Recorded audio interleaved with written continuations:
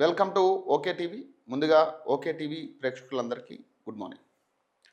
So ప్రధాన వార్తల్లో ఈరోజు కనపడుతున్నాయి ఈ సింగరేణి బొగ్గు గనులకు సంబంధించిన స్కామ్కి సంబంధించి. సో ఇది చినికి చినికి గాలివాన అవుతున్నట్టుగా కనపడతా ఉంది. ఏబిఎన్లో మరో కథనం దీనికి సంబంధించి రావడం జరిగింది. సో ఇప్పటికే బట్టి విక్రమార్క దీని మీద క్లారిటీ ఇచ్చే ప్రయత్నం, టెండర్ని రద్దు చేస్తున్నట్టుగా ఆయన ఒక ప్రెస్ మీట్లో కూడా చెప్పడం జరిగింది. కానీ ఇప్పుడు ఏం చేస్తూ ఉన్నారంటే బట్టి విక్రమార్క వర్సెస్ రేవంత్ రెడ్డి అనే దాని మీద ఇష్యూని డైవర్ట్ చేసే ప్రయత్నం, క్రియేట్ చేసే ప్రయత్నం చేస్తూ ఉన్నారు. ఇక నిజంగా వాళ్ళకి ఇంటర్నల్గా గొడవలు ఉన్నాయంటే బయటికి ఎటువంటి ఆధారాలు అయితే బట్టి విక్రమార్క నుంచి కావచ్చు, లేదా ఎవరి నుంచి కూడా లీకులు లేని పరిస్థితి. సో ఈ నేపథ్యంలో బట్టి చాలా ప్రయత్నాలు చేస్తూ ఉన్నారు. సింగరేణిలో జరిగిన అవకతవకల గురించి రేవంత్ రెడ్డిని ఇరకాటంలో పెట్టే ప్రయత్నం చేస్తూ ఉన్నారు. అధిష్టానానికి దీని మీద కంప్లైంట్ చేస్తూ ఉన్నారని మొన్న ఇటీవల కూడా ఒక కథనం రావడం జరిగింది. అది మనం చదవడం కూడా జరిగింది. సో ఇందులో ఎంతవరకు వాస్తవం ఉందంటే వాస్తవం ఉండొచ్చు, లేకపోవచ్చు. ఎందుకంటే కాంగ్రెస్ పార్టీలో మంత్రుల పరిస్థితి ఎట్లా ఉందంటే ఈరోజు, సో ఇప్పుడు ఎప్పుడెప్పుడా మనకు అవకాశం వస్తుందా, ఎప్పుడెప్పుడు జంప్ అవుదామనే ఆలోచనలోనే అధిష్టానం ఉంది. ఎందుకంటే ప్రస్తుతం ఉన్న సీనియర్ల కంటే జూనియర్లకి ఎక్కువ అవకాశాలు ఇవ్వడం, పార్టీ దాటి వచ్చిన వాళ్ళు అంటే బీఆర్ఎస్ పార్టీ నుంచి వలస వచ్చిన వాళ్ళకి ఎక్కువ అవకాశాలు రావడం, సీనియర్లకి అవకాశాలు కరువు అవ్వడం, సీనియర్ని పట్టించుకోకపోవడం, రకరకాల విమర్శలు దీనికి తోడవుతూ ఉన్నాయి. సో చూద్దాం. ఏదైనా కానీ ప్రధాన వార్తల్లో ఒక్కసారి నాతో పాటు టీఆర్ఎస్వి నుంచి సాయి కిరణ్ ఉన్నారు. సో ఆయన కూడా చాలా సమస్యల మీద మాట్లాడుతూ ఉన్నారు, పోరాడుతూ ఉన్నారు. సో దీని మీద అంటే బొగ్గు గనుల విషయం మీద, సో రకరకాల ఫోన్ ట్యాపింగ్ అంశాల మీద ఉన్న అనుమానాలు కూడా ఆయనతో క్లారిటీ తీసుకునే ప్రయత్నం చేయంగా ఈరోజు మనతో మార్నింగ్ న్యూస్లో ఆయన జాయిన్ అవ్వడం జరిగింది. సో ఒక్కసారి చిల్లర పనులకు రాలేదట, నాకు ఉన్నతమైన ఆలోచనలు ఉన్నాయట. బట్టి విక్రమార్క నిన్న మళ్ళీ ఒక ప్రెస్ మీట్ పెట్టి దాంట్లో ఒక క్లారిటీ ఇచ్చే ప్రయత్నం చేస్తా ఉన్నాను. రాధాకృష్ణ ఇప్పటికైనా వాస్తవాలు గమనించాలి, పొరపాటును ఆసినట్లు ప్రచురిస్తానని భావిస్తున్న వ్యక్తిత్వ హననానికి పాల్పడితే ఊరుకోనట. సింగరేణిలో టెండర్లన్నిటిపైన సిట్తో విచారణ జరిపించేందుకు ప్రభుత్వం సిద్ధమట. హరీష్ రావు లేఖ రాస్తే సీఎంతో మాట్లాడతా. సోదా కంపెనీ సుజన్ రెడ్డి బీఆర్ఎస్ నేత అల్లుడే. 25 టెండర్లో 20 బీఆర్ఎస్ ఇచ్చినవే. మేము వచ్చాక కేటాయించిన టెండర్లు కూడా కేసీఆర్ వర్గీయులకే దక్కాయట. ఇప్పుడు దీని మీద ఆల్రెడీ హరీష్ రావు నిన్న చేసిన ఏదైతే కొన్ని వార్తలు వచ్చినాయో 540 కోట్ల దాంట్లో స్కామ్ జరిగిందని రకరకాల వార్తలు. సో ఇప్పుడు ఆయన ఏం చెప్తా ఉన్నారు, ఇప్పుడు సుజన్ రెడ్డి అనేటోడు బీఆర్ఎస్ నేత అల్లుడే. సో ఆల్రెడీ బీఆర్ఎస్ హయాంలోనే దాదాపు 20 టెండర్లు వాళ్ళకి అప్పచెప్పారని చెప్తా ఉన్నారు. దీన్ని మీరు ఎట్లా ఇది చేసుకుంటారు? ఈరోజు వాస్తవంగా ఏదైతే సింగరేణి 9 టెండర్లు బ్లాక్ ఏదైతే ఉందో ఆ టెండర్లు ఉన్నదానికంటే కూడా ఎక్కువ కోట్ చేసి ఈరోజు దాదాపు 1600 కోట్ల వరకు ఆ టెండర్లు అప్పచెప్పే ప్రయత్నం రేవంత్ రెడ్డి చేసిండు.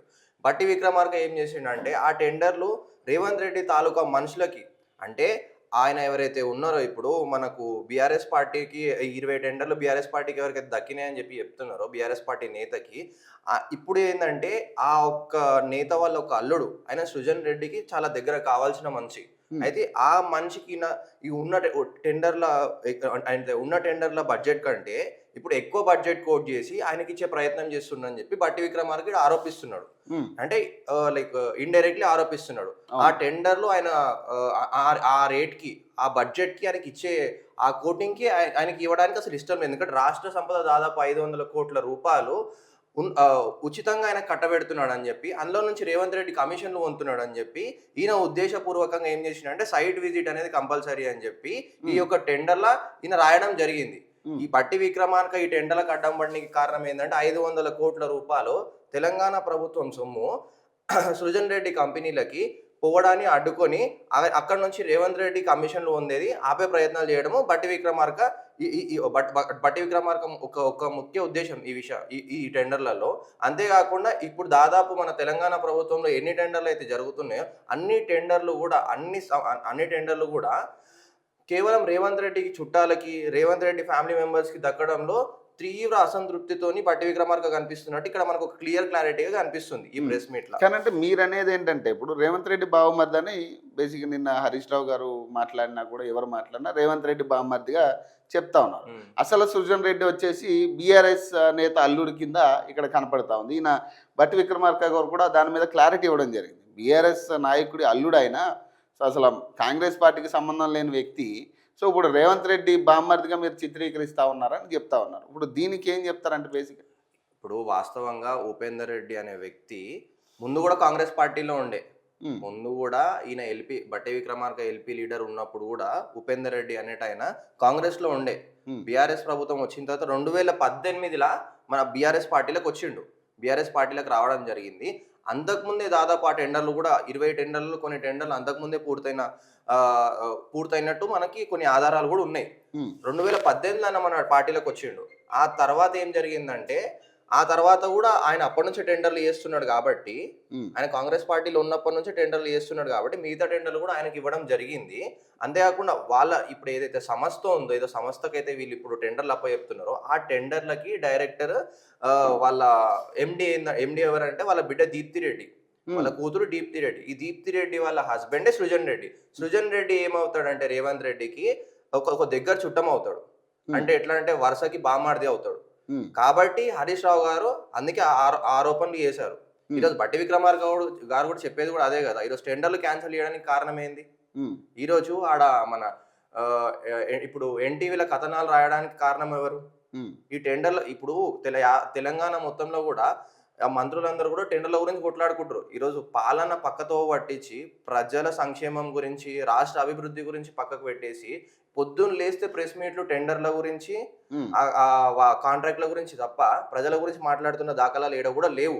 ఇప్పుడు ఈయన ఏమంటున్నాడు, ఇప్పుడు తను చిల్లర పనులకు, చిల్లర కార్యకలాపాల కోసం రాజకీయాల్లోకి రాలేదని ఉప ముఖ్యమంత్రి మల్లు బట్టి విక్రమార్క అన్నారు. తనకు ఉన్నతమైన ఆలోచనలు, భావాలు ఉన్నాయని తెలిపారు. తనది సుదీర్ఘ ప్రయాణమని, ఒక్క రోజులో రాలేదని, ఎన్నో ఒత్తిళ్లకు తట్టుకొని ఇక్కడి దాకా వచ్చానని చెప్పారు. ఆంధ్రజ్యోతి ఎండి రాధాకృష్ణ ఇప్పటికైనా వాస్తవాలు గమనించాలని, ఆయన రాసింది పొరపాటు అని పేర్కొన్నారు.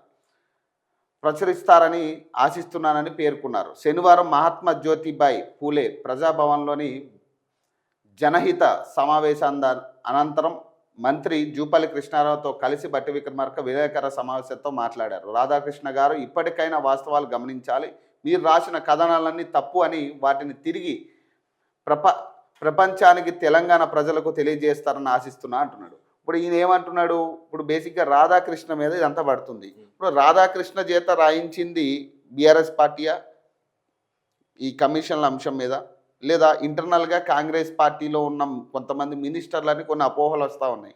రేవంత్ రెడ్డి చేయించాడు ఇవన్నీ కూడా, ఈ రాతలన్నీ రాధాకృష్ణకి లీకులు ఇచ్చింది రేవంత్ రెడ్డి అని కొన్ని కథనాలు కూడా వచ్చాయి. ఏం చెప్తా దీనికి?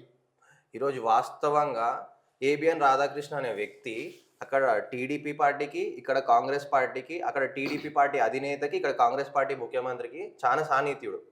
కాబట్టి ఎప్పుడు కూడా రేవంత్ రెడ్డికి అగేన్స్ట్ గా రాసినట్టు వార్తలు కూడా మనం ఏబిఎన్ లో చూడలేము. ఆయన ముఖ్య ఉద్దేశం ఈ టెండర్ల పైన రాయడానికి కారణం ఏంటంటే, ఈరోజు బట్టి విక్రమార్క గారు రేవంత్ రెడ్డి చుట్టాలకి తన ఈ 9 టెండర్లు అప్పచెప్తున్నాడు అని చెప్పి, ఇది ఎట్లనన్నా ఆపాలని చెప్పి ఆయన ప్రయత్నించి ఏం చేసిండంటే సైట్ విజిట్ అనే ఒక అంశాన్ని పెట్టి అందులో ఆ టెండర్ని ఆపడం జరిగింది, క్యాన్సిల్ చేయడం జరిగింది. సో ఈరోజు ఈ కథనాన్ని కావాలని చెప్పి బట్టి విక్రమార్క ఆపే ప్రయత్నాలు చేసినారు. కాబట్టి రేవంత్ రెడ్డి గారు కూడా మనకి ఏబిఎన్ రాధాకృష్ణ త్రూ మనం అది రాపిచ్చినని చెప్పి కూడా మనం అనుకోవచ్చు బట్టి విక్రమార్క పైన. అంటే ఇప్పుడు రేవంత్ రెడ్డికి వ్యతిరేకంగా రాయట్లేదు, కానీ ఇప్పుడు ఆల్రెడీ బట్టి విక్రమార్క మీద వ్యతిరేకతే కదా క్రియేట్ చేస్తూ ఉంది ఏబిఎన్ రాధాకృష్ణ. దాంట్లో ఈరోజు కూడా కథనం కూడా అదే కదా, రాధాకృష్ణ ఈరోజు కథనం కూడా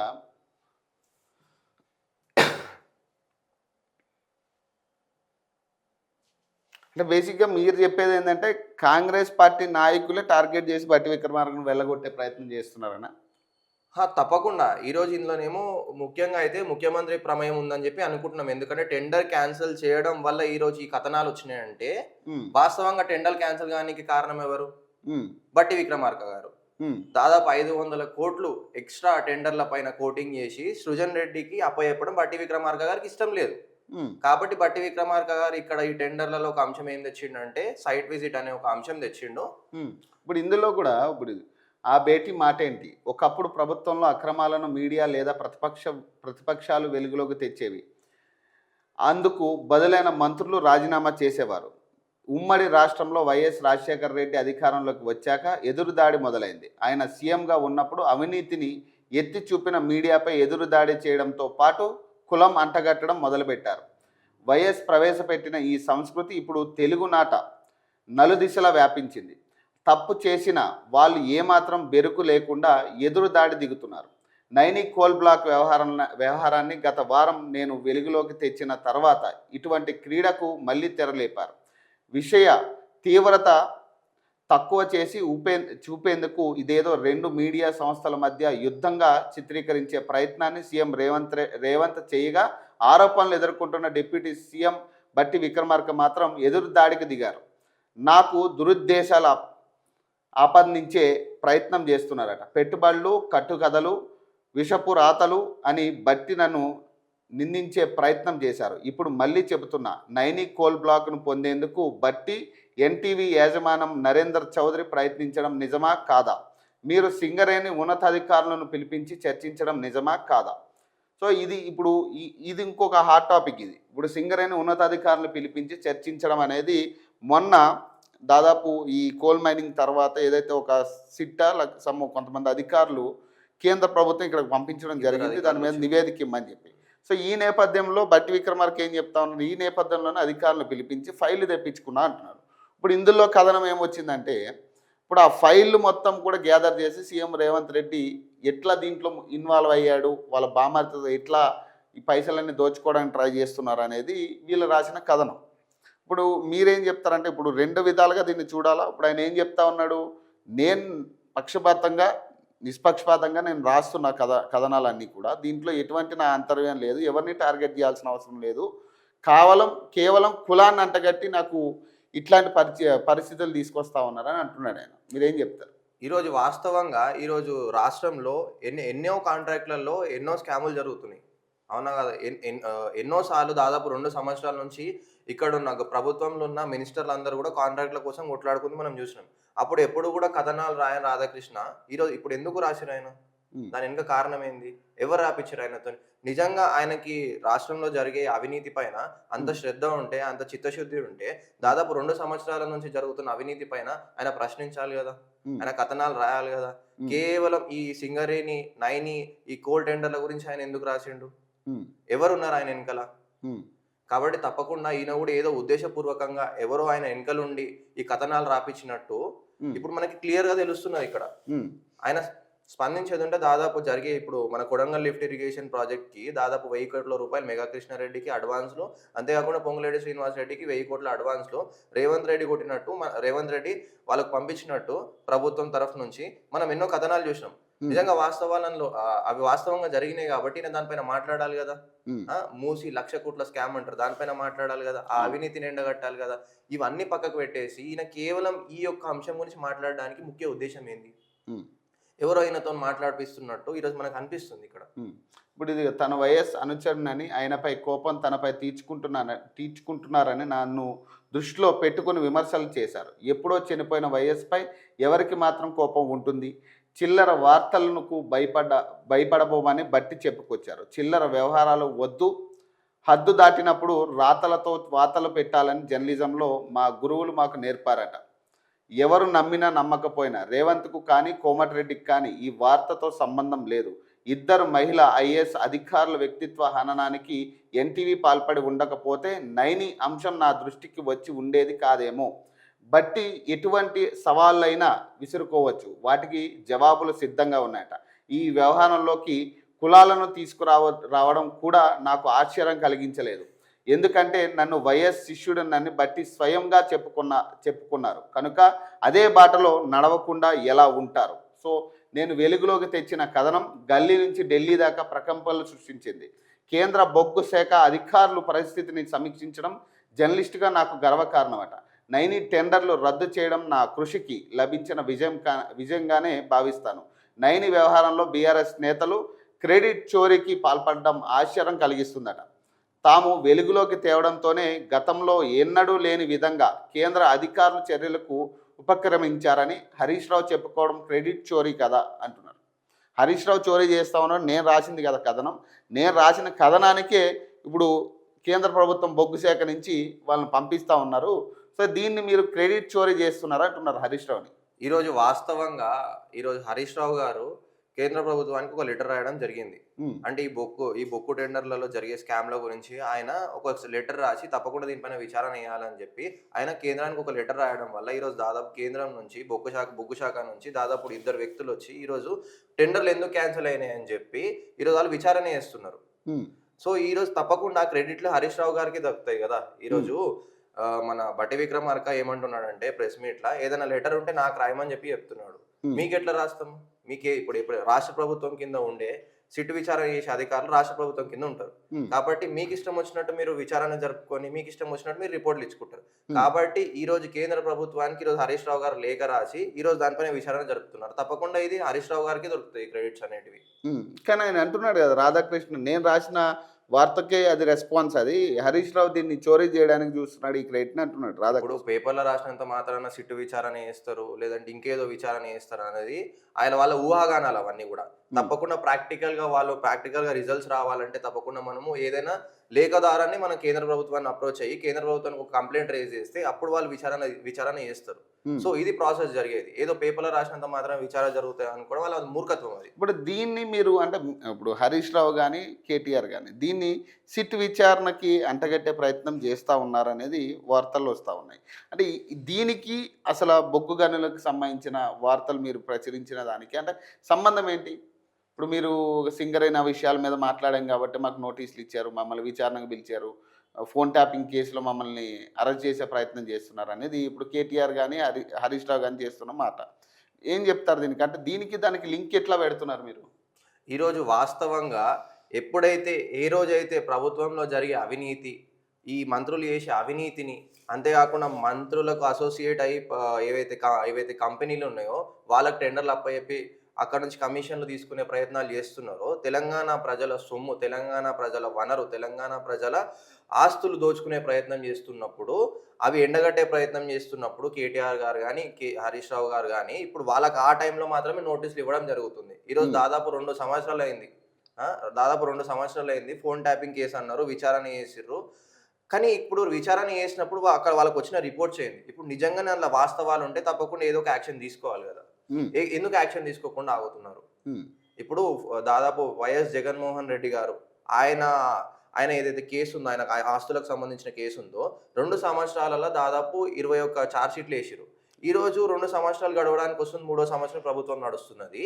2 సంవత్సరాల నుంచి ఫోన్ ట్యాపింగ్ అని చెప్పి వాళ్ళు కాలయాపన చేస్తున్నారు. కానీ ఈరోజు నిజంగా చెప్పాలంటే ఎవరైతే ఇన్నిసార్లు విచారణ చేసిన అధికారులు ఎవరైతే ఉన్నారో ప్రభుత్వంలో వాళ్ళకి ఏం చేయాలో తెలియని పరిస్థితి, ఏ కోణంలో వీళ్ళని అరెస్ట్ చేయాలో తెలియని పరిస్థితి. ఎందుకంటే విచారణ చేసినప్పుడు అసలు ఫోన్ ట్యాపింగ్కి హరీష్ రావు గారికి, కేటీఆర్ గారికి, కేసీఆర్ గారికి సంబంధం లేనట్టు ఇప్పుడు ఆ విచారణలో తేలుతున్నది. ఈ కేవలం ప్రభుత్వంలో ఉన్న ముఖ్యమంత్రి ప్రెషర్తోని ఈరోజు ఆ విచారణ జరపాల్సి వస్తుంది తప్ప అంతకు మించిన నిజాలలో ఏం లేవు. కాబట్టి ఆ ఫోన్ ట్యాపింగ్ అనేది అవాస్తవం అని చెప్పి ఈరోజు తెలంగాణ ప్రజలు కూడా అనుకుంటున్నారు. నిజంగా ఏదైనా వాస్తవాలు ఉంటే ఫోన్ ట్యాపింగ్ అని చెప్పి ఇప్పుడు మనకి ఏదైతే హీరోయిన్లో ఫోన్ ట్యాపింగ్ చేసిరో ఇప్పుడు మాకు చెప్పడానికి కూడా ఇబ్బందికరంగా ఉంది ఈ మాటలన్నీ కూడా. అయితే నిజంగానే హీరోయిన్లో ఫోన్ ట్యాపింగ్ చేస్తే ఏదన్నా హీరోయిన్ ఎప్పుడైనా వచ్చి తను మా ఫోన్ ట్యాప్ చేసినట్టు ఎవరైనా కేసు పెట్టారా, ఎక్కడన్నా ఆధారాలు ఉన్నాయా? ఆధారాలు లేకుండా మాట్లాడుతున్నారు. ఈరోజు ముఖ్యమంత్రి స్థాయిలో కూర్చొని ఆధారాలు లేకుండా మాట్లాడుతున్నారంటే అది ఎంత సిగ్గుచేటు అసలు. యావత్ తెలంగాణ ప్రజలు కూడా ఈయన చేసే పనులను గమనిస్తున్నారు, ఈయన మాట్లాడే అబద్ధాలని గమనిస్తున్నారు. కాబట్టి మేము ఇప్పుడు ఏం చెప్తామంటే బండి సంజయ్కైనా సరే, రేవంత్ రెడ్డి గారికైనా సరే దాదాపు ఇన్ని సంవత్సరాల నుంచి విచారణ చేస్తున్నారు. విచారణ చేసినప్పుడు ఆ విచారణలో ఏమొచ్చింది అది ప్రజల ముందర పెట్టాలి కదా. ఇప్పుడు విచారణలో నిజంగానే ఫోన్ ట్యాపింగ్ జరిగిందని చెప్పి బయటపడితే ప్రజల ముందర ఎప్పుడో వీళ్ళు పెట్టేవాళ్ళు, అవునా, చర్యలు ఎప్పుడో తీసుకునేవాళ్ళు. వీళ్ళు చర్యలు తీసుకుంటలేరు, ప్రజలకు ఏం జరిగిందో విచారణలు చెప్తలేరు అంటే అందులో ఏం లేదు ఫోన్ ట్యాపింగ్ లా. ఊరికేనే ఎలక్షన్ వచ్చినప్పుడు లేదంటే ఏంటంటే వాళ్ళ అవినీతి పైన ఎత్తి చూపించినప్పుడు అప్పుడు మాత్రమే నోటీసులు ఇచ్చి వీళ్ళని ఏం చేసి ఆ టైం మట్టుకి వీళ్ళు ఆ అవినీతి పైన నోరెత్తి మాట్లాడకుండా చేసే ప్రయత్నాలు చేస్తున్నారు తప్ప అందులో ఏం లేదు. కానండి ఫోన్ ట్యాపింగ్ విషయంలో వాస్తవానికి జరిగింది ఫోన్ ట్యాపింగ్ అనేది కూడా దాదాపు 6,000 మంది ఫోన్లు ట్యాప్ అయినాయి. దాదాపు అందులో అడ్వకేట్సు, జడ్జిలు, జర్నలిస్టులు చాలామంది ఉన్నారనేది వాస్తవానికి చాలా కీలక ఆధారాలు ఉన్నాయి. దాన్ని ధ్వంసం చేశారని కూడా చాలా ఆరోపణలు వచ్చినాయి. మొన్న కేటీఆర్‌ని కూడా అదే విధంగా విచారించిన పరిస్థితి. సో మీరేం చెప్తారంటే బేసిక్ ఇందులో ఇన్వాల్వ్ అయింది పెద్దాయన ఉన్నారని ప్రభాకర్ రావు లాంటి వాళ్ళు మాజీ ఐపీఎస్‌లు కావచ్చు వీళ్ళందరూ మాట్లాడుతూ ఉన్నారు కదా! ఇప్పుడు వాళ్ళు ఓపెన్‌గా పెద్దాయన చెప్తేనే మేము చేసాం. దీని వెనక పెద్దాయనే ఉన్నారనేది వస్తున్న ఊహాగానాలు. నెక్స్ట్ కేసీఆర్‌కి కూడా విచారణకు పిలిచే పరిస్థితి ఉంది. కేసీఆర్‌ని కూడా అరెస్ట్ చేసే ఛాన్స్ ఉందనేది చెప్తా ఉన్నారు. ఈ రోజున్న వార్తల ప్రకారం కూడా చూసుకుంటే నెక్స్ట్ ఏదైతే ఇప్పుడు సంతోష్ రావుని, కవితని కూడా విచారించిన తర్వాత ఒకవేళ వీళ్ళ ప్రమేయం ఉంది అంటే వాళ్ళని దోషులుగా చిత్రీకరించి వాళ్ళని రిమాండ్ చేసే పరిస్థితులు ఉన్నాయన్నట్టుగా ఓపెన్‌గా చెప్తా ఉన్నారు. దీనికి ఏం చెప్తారు? ఈరోజు వాస్తవంగా విచారణ జరపాలంటే ఆనాడు 2014 నుంచి 16 వరకు ఎవరైతే ఐజీ ఉన్నారో శివధర్ రెడ్డి గారు ఇప్పుడు ప్రజెంట్ తెలంగాణ డీజీపీగా కొనసాగుతున్నారో ఆయనను పిలిచి విచారణ చేస్తే వాస్తవాలు ఎందుకు బయటకు వస్తాయి కదా. ఈరోజు ఎంతసేపు కేటీఆర్ గారిని, హరీష్ రావు గారిని లేదంటే కేసీఆర్ గారిని ఇందులోకి లాగే బదులు ఆ రోజు ఇంటెలిజెన్స్ చీఫ్ గా ఉన్న శివధర్ రెడ్డి గారిని పిలిచి విచారణ చేస్తే వాస్తవాలు బయటకు వస్తాయి కదా. ఇప్పుడు లోపల విచారణలు జరిగింది బయటికి ఏ రకంగా చెప్తున్నారు అనేది ఇది పూర్తిగా కూడా ఒక ఊహాగానం. కాబట్టి లోపల విచారణలు జరిగేది నిజంగానే విచారణలు ఏదైతే జరిగిందో ఆ రిపోర్ట్లు ఏవైతే ఉన్నాయో తప్పకుండా అది ప్రజల మధ్యలో బయట పెట్టకుండా ఈరోజు ఖాళీ ఊహాగానాలుగా ఈరోజు ఏవైతే పేపర్లు చిత్రీకరించే ప్రయత్నాలు చేస్తున్నాయో, కథనాలు రాసే ప్రయత్నాలు చేస్తున్నాయో ఈరోజు మేము అన్ని పేపర్ల సంస్థలకు కూడా ప్రింట్ మీడియా సంస్థలకు, డిజిటల్ మీడియా సంస్థలకు ఒకటే చెప్పదలుచుకున్నాం. నిజంగానే 2 సంవత్సరాల నుంచి ఈ ఫోన్ ట్యాపింగ్ కేసులో నిజంగానే కేటీఆర్ గారు, హరీష్ రావు గారు ఇన్వాల్వ్ అయ్యింటే తప్పకుండా ఇప్పుడు 2 సంవత్సరాల నుంచి విచారణ జరిపినప్పుడు ఏదో ఒక సాక్ష్యాధారాలు బయటకు రావాలి కదా. ఊరికే ఏదో నోటీసులు ఇచ్చి ఫోన్ ట్యాపింగ్ అని చెప్పి తీసుకెళ్లి కొంచెంసేపు కూర్చోబెట్టి వాళ్ళని ఇబ్బంది పెట్టే ప్రయత్నాలు చేసుడు తప్ప అంతకుమించి ఏమన్నా ఇక్కడ మనకు కనిపిస్తుందా 2 సంవత్సరాల నుంచి? నిజంగానే జరిగింటే చర్యలు తీసుకోవాలి కదా. వీళ్ళు చర్యలు ఎందుకు తీసుకోవట్లేరు? ఇప్పుడు యాక్షన్ తీసుకుంటాం అనేది కదా వాళ్ళు చెప్తారు. దాదాపు 2 సంవత్సరాలు అయిపోయింది, 3వ సంవత్సరం వచ్చింది కాంగ్రెస్ ప్రభుత్వం వచ్చి. ఇప్పటి వరకు కూడా ఇదే మాట చర్యలు తీసుకుంటాం. కానీ నిజంగానే జరిగితే ఆన్ ద ఫస్ట్ ఇయర్ ఎప్పుడైతే ప్రభుత్వం వచ్చిందో అప్పుడు విచారణ చేసిన తర్వాత వాళ్ళు తీసుకోవాలి కదా చర్యలు. బీఆర్ఎస్ నాయకులు సిద్ధంగా ఉన్నారు. ఒకవేళ రిమాండ్కి తరలించి ఒకవేళ నిజంగా అది నిజమని వాస్తవంగా అనుకుంటే దోషులుగా వాళ్ళని చిత్రీకరిస్తే ఇప్పుడు ఒకవేళ వాళ్ళు రిమాండ్కి తరలించాల్సి వస్తే సిద్ధంగా ఉందా బీఆర్ఎస్ పార్టీ? ఈరోజు వాస్తవంగా ఫోన్ ట్యాపింగ్ అనేది ఒక ఉత్త కేసు. దానికి ముఖ్యమంత్రికి, ప్రభుత్వానికి ఏం సంబంధం ఉండదు. దానికి ఇంటెలిజెన్స్ కి సంబంధం ఉంటది. అంతేగాని ముఖ్యమంత్రికి దీనికి ఏం సంబంధం ఉండదు. కాబట్టి మేము ఏం చెప్తామంటే ఈ రోజు రిమైండ్ చేసే పరిస్థితి లేదు. ఎందుకంటే ఆడ ఎట్లాంటి సాక్ష్యాధారాలు లేవు. హరీష్ రావు గారు చేయించినట్టు, కేటీఆర్ గారు చేయించినట్టు, కేసీఆర్ గారు చేయించినట్టు అక్కడ ఎలాంటి సాక్ష్యాధారాలు లేవు. మీరు ఇందాక ఒక మాట చెప్తున్నారు. ఏం చెప్తున్నారంటే ప్రభాకర్ రావు గారు చెప్పారు, పెద్ద ఆయన చెప్తేనే మేము చేసినామని చెప్పి చెప్తున్నారు అని చెప్పారు. నేనేమంటున్నానంటే ఈ నిజంగానే పెద్ద ఆయన చెప్తే చేసినా అని చెప్తున్నారు కదా. అవి ఏమన్నా రిటర్న్ ఫామ్లా విచారణలా ఎవరైతే సిట్ ఉన్నారో వాళ్ళు ఏమన్నా బయటకు రిలీజ్ చేసినారా లేదంటే ఉత్తిగా మీరు కథనాలు రాస్తున్నారా? ఇప్పుడు నిజంగానే అక్కడ ఒకవేళ పెద్ద ఆయన చెప్తే రాసినామని చెప్తే అది ఏదైనా సాక్ష్యాధారాలతో సహా మీరు కథనాలలో రాయాలి కదా. ఊరికే అట్లనే ఏదైనా రేవంత్ రెడ్డి ఎట్లా చెప్తే అట్లా మీడియా సంస్థలు ఏది పడితే అది రాస్తే అది తప్పకుండా పర్సనల్ క్యారెక్టర్ అసాసినేట్ చేసినట్టు అవుతుంది కదా. సంబంధం లేని దాన్ని అంటగట్టినట్టే అవుతుంది కదా ఈరోజు. అంటే ఇంకొక విషయం అంటే ఇప్పుడు కవిత గారు చేసిన వ్యాఖ్యలు కూడా ఇందులో కొంత మనం బలం చేకూరుస్తూ ఉంది ఈ అంశం మీద అనేది కూడా చర్చ జరుగుతూ ఉంది. కవిత గారు కూడా నా సొంత భర్త ఫోనే ట్యాప్ అయిందని ఆమె చెప్పడం, దీన్ని కూడా కొంత బూస్టప్ చేసే ప్రయత్నం చేస్తూ ఉన్నారు కదా. ఈరోజు ఏం జరిగినా కూడా మీడియా కథనాలలో మాత్రమే రాస్తున్నారు. వాస్తవాలు అవాస్తవాలు అనేది తేల్చేది ఎవరు? మీడియానా తేల్చేది? కాదు కదా. ఇప్పుడు సిట్ అనేది ఏర్పాటు చేసిర్రు.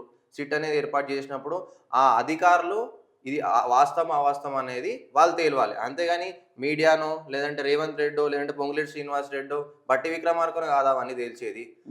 కాబట్టి మేమేం చెప్తామంటే, ఇప్పుడు కవిత గారైనా సరే వాస్తవంగా 10 సంవత్సరాల పాటు ప్రభుత్వంలో ఉన్నారు కాబట్టి, ప్రభుత్వంలో ఉన్నప్పుడు ఆమె మాట్లాడకుండా ఇప్పుడు ప్రభుత్వం నుంచి వచ్చేసి, పార్టీల నుంచి వచ్చేసిన తర్వాత ఆమె మాట్లాడితే ఈరోజు తెలంగాణ ప్రజలు ఎవరు కూడా నమ్మే పరిస్థితులలో లేరు. రైట్. సో ఇప్పుడు కేసీఆర్ గారి విషయంలో ఇప్పుడు ఒకవేళ నిజంగా ఇప్పుడు కాళేశ్వరం ప్రాజెక్ట్ అంశం కావచ్చు, లేదా ఇప్పుడు కేటీఆర్ది ఈ కార్ రేస్ అంశంలో కావచ్చు, చాలా సిట్లు జరుగుతూ ఉన్నాయి. వీటి మీద దేని మీద కూడా ఒక కొలుకు వచ్చే ప్రయత్నం లేదంటే ఇప్పుడు ఇక్కడ కూడా ఇంకొక డౌట్ రైజ్ అవుతా ఉంది. ఈ 3 పార్టీలు ఒకటేనేమో, అందుకే ఎవరిని ఎవరు అరెస్ట్ చేసుకోరు, ఇది కేవలం ఏదో ప్రజల్ని ప్రలోభపెట్టే ప్రయత్నమే తప్పితే ఎవరిని అరెస్ట్ చేయరు. ఎందుకంటే ఇన్ని సిట్లు వేసినా కూడా ఏం ఉపయోగం జరిగింది, ఏం ఉపయోగం లేదు. కాళేశ్వరం ప్రాజెక్టు మీద ఇదిగో కేసీఆర్ అరెస్ట్ అవ్వబోతున్నారని పెద్ద ఎత్తున వార్తలు వచ్చాయి. కనీసం కాళేశ్వరం ప్రాజెక్టు మీద ఇప్పటికొచ్చి కూడా అసలు ఎందుకు అక్కడ ఏం జరిగిందనే అంశం మీద ఇప్పటికీ కూడా ఒక బయటికి రిపోర్ట్ వచ్చిన పరిస్థితులు లేవు. దాదాపు 4-5 రిపోర్ట్లు తెప్పించుకున్నాం దాని మీద. 4-5 కమిటీలు వేసి వాళ్ళు కూడా రిపోర్ట్లు ఇచ్చిన పరిస్థితి. సిట్ వేసి ఇదిగో ఆధారాలు ఉన్నాయి, కేసీఆర్ ఇట్లా చేసిండు, 1,00,000 కోట్ల స్కామ్ జరిగిందని పెద్ద ఎత్తున అతిపెద్ద స్కామ్గా దాన్ని చూపించారు. తర్వాత గొర్రెల స్కామ్ది కూడా సేమ్ ఇదే పరిస్థితి, సిట్ వేశారు. సో ఈ కార్ రేస్లో కూడా సిట్ వేశారు. కానీ ఏ సిట్టు కూడా బీఆర్ఎస్ని టచ్ చేసే పరిస్థితి కనపడట్లేదు. అంటే ఇక్కడ ఏంటి, మీరు ఇంటర్నల్గా కుమ్మక్కయ్యారా కాంగ్రెస్ పార్టీతో, లేదంటే ఏదన్నా ఇంటర్నల్ ఒప్పందాలు ఏమైనా ఉన్నాయా? ఈరోజు కాళేశ్వరం అయినా సరే, ఈ ఫార్ములా రేసింగ్ అయినా సరే, లేదంటే ఫోన్ ట్యాపింగ్ అయినా సరే, మీరు చెప్పినట్టు ప్రభుత్వ ఆధీనంలో ఉన్న సంస్థలు కూడా అన్నీ కూడా వాళ్ళు సిట్ విచారణ చేసి విచారణ జరిపినప్పుడు నిజంగానే వాస్తవాలు ఉంటే ఏదో ఒక ఈ ఫార్ములాలోనో, లేదంటే ఫోన్ ట్యాపింగ్లో, కాళేశ్వరంలోనో తప్పకుండా అవినీతి జరిగిందని చెప్పి ఒక రిపోర్ట్స్ ఇస్తుండే. దాదాపు 2 సంవత్సరాల నుంచి ఏ రిపోర్ట్స్ కూడా బయటికి రావట్లేవు కదా. దానికి పూర్తిగా కారణం ఏంటంటే ఎక్కడ కూడా ఎలాంటి అవినీతి జరగలేదు. ఎందుకంటే దాదాపు 1,00,000 కోట్ల రూపాయలు ఏవైతే తెలంగాణలో కాళేశ్వరం కట్టిర్రో అది శాశ్వత వనరు. అది దానివల్ల ఎన్నో లక్షల ఎకరాలు ఈరోజు నీళ్ళు వస్తున్నాయి, పంటలకు నీళ్ళు వస్తున్నాయి. దానివల్ల రైతులకు ఉపయోగమైంది. అంతేకాకుండా చుట్టుపక్కల ఎవరైతే లైక్ ఊర్లో వాళ్ళు ఉన్నారో వాళ్ళకు కూడా ఉపయోగపడినాయి. కాబట్టి నేను ఏం చెప్తా అంటే, ఒకటి వాస్తవంగా కాళేశ్వరం కట్టినట్టు కాళేశ్వరం అక్కడ ఉన్నది, కాళేశ్వరాన్ని చూస్తున్నాం, ఆ నీళ్ళని వాడుకుంటున్నాం, వాళ్ళ నీళ్ళతో వచ్చిన అదేమంటారు మన పంట పండించుకుంటాం, ఆ పంటను మనం రైతులు కూడా అమ్ముకుంటున్నారు. కాబట్టి అది ఎంతో పెద్ద లిఫ్ట్ ఇరిగేషన్ ప్రాజెక్ట్. ఇప్పుడు 1,00,000 కోట్ల రూపాయలు స్కామ్ అంటే ఈరోజు నిజంగా 1,00,000 కోట్లు స్కామ్ చేస్తే ఆ ప్రాజెక్ట్ విలువనే 1,00,000 కోట్లు. మళ్ళీ అట్లాంటి తెలంగాణలో కాళేశ్వరం ఉండేది కాదు కదా. ఇవన్నీ కూడా పూర్తిగా అవాస్తవాలు. ఈ రోజు ముఖ్యమంత్రి స్థాయిలో ఉండి ఆ రకమైన మాటలు మాట్లాడుతుంటే ఈరోజు ప్రజలు ముఖ్యమంత్రి స్థాయికి నువ్వు తగవు అని చెప్పి ఈరోజు ప్రజలే అనుకునే సిచ్యువేషన్ నువ్వు ఏర్పరచుకున్నావు. Right, thank you.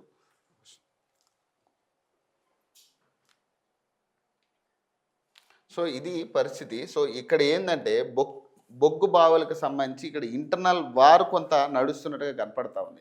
Internal war ఏంటంటే, ఇప్పుడు ఏదైతే బట్టి విక్రమార్క మీద వస్తున్న ఆరోపణలకి ఆర్జుడు మొత్తం కూడా ఇప్పుడు రేవంత్ రెడ్డి అని చెప్పే ప్రయత్నం బట్టి విక్రమార్క చేస్తున్నట్టుగా ఇంటర్నల్గా ఆ మంతనాలు జరుగుతూ ఉన్నాయి, అధికారులను పిలిపించుకుని.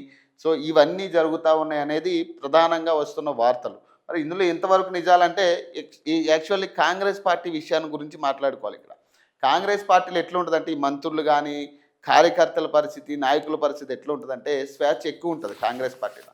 ఈ స్వేచ్ఛ ఎక్కువ ఉన్నప్పుడు ఏమవుతుందంటే ఎవరి మీదైనా ఆరోపణలు చేసే ప్రయత్నం ఉంటుంది. ఎవరి మీదైనా ఆరోపణలు చేసుకోవచ్చు, ఎవరి మీదైనా కంప్లైంట్ చేసుకోవచ్చు. ఇది అదే పరిస్థితిలో ఇప్పుడు ఇక్కడ ఆల్రెడీ అధిష్టానానికి లేఖలు రాసే పరిస్థితి. కొంతమంది సీనియర్ నాయకులు చాలామంది ఇప్పుడు ప్రస్తుతం వలసలు వచ్చిన వాళ్ళ మీద కంప్లైంట్ చేస్తున్నట్టుగా తెలుస్తుంది, ప్రధానంగా రేవంత్ రెడ్డి మీద. సో ఇప్పుడు రేవంత్ రెడ్డికి ఇదే భయం పట్టుకుంది. అరే ఎప్పుడు పీకేస్తారో తెలియదు, వీళ్ళందరూ కూడా ఒకటయ్యే పరిస్థితి ఉంది. ఇప్పుడు కోమటిరెడ్డి, బట్టి విక్రమార్క, తర్వాత మన ఉత్తమ్ కుమార్ రెడ్డి కానీ ఇట్లాంటి వాళ్ళందరూ ఏకమై రేవంత్ రెడ్డి సీటుకి ఎసరు పెట్టే ప్రయత్నం చేస్తున్నట్టుగా జరుగుతున్న వార్తలు చాలా వస్తూ ఉన్నాయి. దీని మీద కూడా రాష్ట్ర వ్యవహారాల ఇన్ఛార్జ్ ఆమె కూడా సో ఆమె కూడా లేఖ రాసినట్టుగా మొన్న మీనాక్షి నటరాజన్ కూడా ఆల్రెడీ సెంట్రల్ గవర్నమెంట్కి లేఖ రాసింది. ఆమె కూడా ఏం చేయలేని పరిస్థితిలో ఉన్నాను, ఇక నేను కూడా చేతులు ఎత్తేసిన పరిస్థితి. ఇప్పుడు జూబ్లీహిల్స్ ఉప ఎన్నికల్లో కూడా ఆమె అధిష్టానానికి లేఖ రాసింది. ఈ మంత్రులందరూ కూడా నెగ్గించే ప్రయత్నం చేయట్లేదు వీళ్ళెవడు, ఈ అందరూ కూడా చల్లబడ్డారు. ఎవ్వడికి కూడా చిత్తశుద్ధి లేకుండా కాంగ్రెస్ పార్టీ అధికారంలోకి తీసుకొద్దామన్న ఆలోచన కానీ కనీస బాధ్యత కానీ లేకుండా ఉన్నారనేది మీనాక్షి నటరాజన్ ఆల్రెడీ సెంట్రల్ గవర్నమెంట్కి లేఖ రాసింది గతంలో కూడా. సో ఇప్పుడు అదే పరిస్థితుల్లో ఆమె కూడా ఈ నాయకులందరినీ కూడా ఒకటి చేసే ప్రయత్నం చేస్తుంది. కానీ ఈ నాయకులు ఎవడు కూడా వినే ప్రయత్నం చేయట్లే. ఎందుకు అంటే ఎవరికి ఇంట్రెస్ట్ లేదు. ఎందుకు ఇంట్రెస్ట్ ఉంటుంది? ఇప్పుడు ఒకటే ఎజెండా ఇక్కడ. ఎవరైతే వలసలు వచ్చిర్రో, బీఆర్ఎస్ పార్టీ నుంచి వచ్చిన వాళ్ళు ఎవరు ఉన్నారో వాళ్ళకి పదవులు గట్టబట్టే ప్రయత్నం, లేదా ఇంకా ఎవరికో ఆశావాహుల పైసలు ఇచ్చేటోడా ఇంకొకట ఆ రకంగా బేజారేసి చేస్తున్నారు తప్పితే సీనియర్ నాయకులు ఎవరైతే పార్టీని అంటబెట్టుకుని 10 సంవత్సరాలు అధికారంలో లేనప్పుడు కూడా పార్టీని నిలబెట్టిన వాళ్ళు ఎవరైతే ఉన్నారో కనీసం వాళ్ళని చూసే ప్రయత్నం కూడా కాంగ్రెస్ పార్టీ చేయట్లేదు అనేది తెలంగాణలో ఈ రచ్చ ఇప్పటిది కాదు, మొదటి నుంచి కూడా ఉన్న రచ్చ ఇదంతా. సో దీని మీద ఇప్పుడు ఏమవుతుంది, అసలు కొసరు అనే దాని మీద ఇప్పుడు అసలు నాయకులు చాలామంది కొసరు నాయకుల మీద ఆగ్రహం వ్యక్తం చేస్తూ ఉన్నారు. ఈ రేవంత్ రెడ్డి మీద కంప్లైంట్లు చేసి రేవంత్ రెడ్డిని పక్కన పెట్టే ప్రయత్నం చేయాలనేది వీళ్ళ ఆలోచనగా కనపడతా ఉంది అనేది పెద్ద ఎత్తున వార్తలు రావడం జరుగుతూ ఉంది. సో దీని మీద ఇప్పుడు ఈ బొగ్గు స్కామ్ని ఏదైతే బట్టి విక్రమార్క మీద వచ్చిన ఆరోపణలు ఏవైతే ఉన్నాయో, ఇప్పుడు బట్టి విక్రమార్క ఏం చేస్తున్నారట, ఇప్పుడు దానికి సంబంధించిన ఫైళ్ళు, టెండర్లకు సంబంధించిన ఫైళ్ళు అని తెప్పించుకుని గతం నుంచి కూడా జరుగుతున్న ఇవన్నీ కూడా ఆయన ఒకసారి క్లియర్గా పరిశీలించిన తర్వాత ఇందులో రేవంత్ రెడ్డి ఇన్వాల్వ్మెంట్ ఎలా ఉంది, ఎట్లా ఉంది, రేవంత్ రెడ్డిని ఎట్లా మనం బదనాం చేయొచ్చు అనే ఆలోచనలో బట్టి విక్రమార్క ఉన్నట్టుగా తెలుస్తూ ఉంది. ఇప్పుడు దీని మీద మంత్రులు కూడా చాలామంది ఈయనకి సపోర్ట్ చేస్తున్నట్టుగా చాలా కథనాలు కూడా ఇటీవల రావడం జరిగింది. సో ఇందులో వాస్తవాలు ఎంత అనేది మనం దాని మీద బేజారేసే పరిస్థితి ఉండకపోవచ్చు, కానీ కొంత అయితే దీన్ని నమ్మే ప్రయత్నం చేయొచ్చు. ఎందుకంటే కాంగ్రెస్ పార్టీలో స్వేచ్ఛ ఉంది. ఎవరినైనా తొక్కొచ్చు, ఎవడి మీదైనా కంప్లైంట్ చేయొచ్చు అనే ఈ నైతిక ఇది ఖచ్చితంగా కాంగ్రెస్ పార్టీకి చెందుతుంది. సో ఈ నేపథ్యంలో కొంత దీన్ని నమ్మే ప్రయత్నమే తప్పితే, సో చూడాలి దీని మీద ఎట్లా. ఇప్పుడు ఈయన ఆల్రెడీ తిప్పికొట్టే ప్రయత్నం చేసారు. ఇప్పుడు రాధాకృష్ణ మళ్ళీ ఆయన ఒక కథనం రాసిండు ఈరోజు. సో ఏదైనా కానీ ఇక్కడ వాస్తవాలు అనేది ఏంటి, అక్కడ కుంభకోణం జరిగిందా, మరి బీఆర్ఎస్ హయాం నుంచి కూడా అవే టెండర్లు అవే వ్యక్తికి అవే దీనికి వెళ్ళే ప్రయత్నం జరిగింది. సో మరి బీఆర్ఎస్ టైం నుంచి జరుగుతున్నప్పుడు మరి అప్పుడెందుకు దీని గురించి వీళ్ళు మాట్లాడలేదు, ఇప్పుడెందుకు మాట్లాడుతున్నారు అనేది ప్రధాన క్వశ్చన్. ఇక్కడ క్వశ్చన్ రేజ్ అవుతూ ఉంది. హరీష్ రావుకి ఈ క్వశ్చన్ రేజ్ అవుతూ ఉంది డైరెక్ట్గా. సో ఇక్కడ నేపథ్యంలో 3 పార్టీలు కలిపే ఈ డ్రామా ఆడుతున్నాయి అనేది కూడా వాస్తవంగా మనం మాట్లాడుకోవాలి.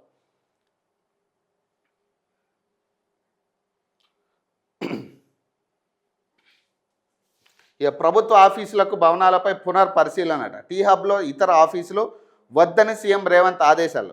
ఐటీ కార్యాలయాలే అందులో ఉండాలని స్పష్టమట. హడావడిగా స్థలం కేటాయింపుపై ఆగ్రహం అట. పునర్పరిశీలన చేపట్టిన అధికారులట. ఈ పంచాయతీ ఏంటంటే ఈ టీ హబ్లో రెవెన్యూకు సంబంధించి రిజిస్ట్రేషన్ ఆఫీస్ పెట్టాలనేది మన ఇటీవల కూడా దీని మీద చాలా పెద్ద వార్తలు వచ్చాయి. ప్రభుత్వ ఆఫీసులకి స్థలాలు లేక అద్దె భవనాల్లో ఉన్నాయి. వాటి అద్దెలకే కోట్లు గట్టిస్తూ ఉన్నారు ప్రతి నెల. కాబట్టి వీటికి పర్మనెంట్ భవనాలు, ప్రభుత్వ భవనాలు ఎక్కడెక్కడ ఖాళీ ఉన్నాయో అక్కడక్కడ ప్లేసులు ఇస్తున్నామని పెద్ద ఎత్తున వార్తలు వచ్చాయి. ఈ వార్తల క్రమంలోనే టీ హబ్లో రెవెన్యూ రిజిస్ట్రేషన్ కార్యాలయం పెట్టాలనేది ఆ రోజు నేను కూడా మాట్లాడినా. అసలు టీ హబ్లో రెవెన్యూ ఆఫీస్ ఏంది, అసలు ఏం మాట్లాడుతున్నారో ఆలోచన ఉందా? టీ హబ్ అనేది ఒక ఐటీ శాఖకి సంబంధించి ఐటీ హబ్. అది ఐటీ హబ్లో అసలు రెవెన్యూ రిజిస్ట్రేషన్స్ ఎట్లా పెడతారు మీరు అనే దాని మీద నేను కూడా ఆ రోజు మాట్లాడినా. సో ఈరోజు రేవంత్ రెడ్డి ఏమంటున్నాడు, అవన్నీ తప్పుడు కథనాలు అంటాడు. అసలు తప్పుడు కథనాలు అంటే మీరు అసలు ఇప్పుడు మీ అధికారులు దాని మీద ఎందుకు బయటకు వెల్లడించారు? ఇప్పుడు నీకు తెలియకుండానే ఇవన్నీ జరిగాయా? ఎవరి డెసిజన్తో ఇవన్నీ జరుగుతూ ఉన్నాయి? అసలు ఈ వార్తలన్నీ కూడా లీక్లు ఎట్లా వెళ్తూ ఉన్నాయి బయటికి? ఇవి మనం ఆలోచించాల్సిన విషయాలు. ఈ వార్తలు ఎవరు లీక్లు ఇస్తూ ఉన్నారు వీటి మీద?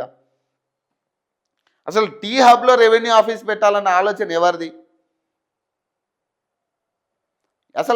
అసలు ఏం జరుగుతూ ఉంది, ఏం చేద్దామనే ఆలోచనతో మనం ఉన్నాం.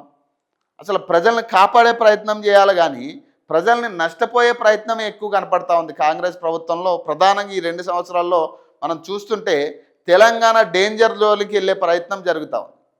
ఇప్పుడు 4 సిటీ పేరు మీద రకరకాల ఇన్వెస్ట్మెంట్లు వచ్చేస్తున్నాయి, అక్కడ పెద్ద పెద్ద కంపెనీలు వస్తున్నాయి అంటున్నారు. ఇప్పుడు అవన్నీ కూడా చాలా వరకు కూడా ఈ ఫార్మింగ్ భూములు చాలా ఉన్నాయి అటుపక్క. ఆ 4 సిటీ ప్లాన్ మొత్తం కూడా చాలా వరకు ఫార్మింగ్ భూములు ఉన్నాయి. ఫార్మర్స్ బతికే పరిస్థితి అక్కడ. సో ఆ ఫార్మర్స్ దగ్గర ఉన్న ల్యాండ్స్ అన్ని వీళ్ళందరూ తీసుకుని రియల్ ఎస్టేట్ వెంచర్లా లేకపోతే ఇంకొకట దాన్ని నష్టం చేసి పొల్యూషన్కి తావు చేసే ప్రయత్నం చేస్తూ ఉన్నాం. ఈ 4 సిటీ అనేది ఎవడు అడిగిండంటే ఎవడు అడగలే. అసలు కనీసం మీరు ఇచ్చిన మేనిఫెస్టోలో కూడా అసలు 4 సిటీ అంశమే లేదు. అసలు మేనిఫెస్టోలో ఎక్కడా కూడా లేని అంశాన్ని తీసుకొచ్చి ముందు పెట్టి మిగతా అసలు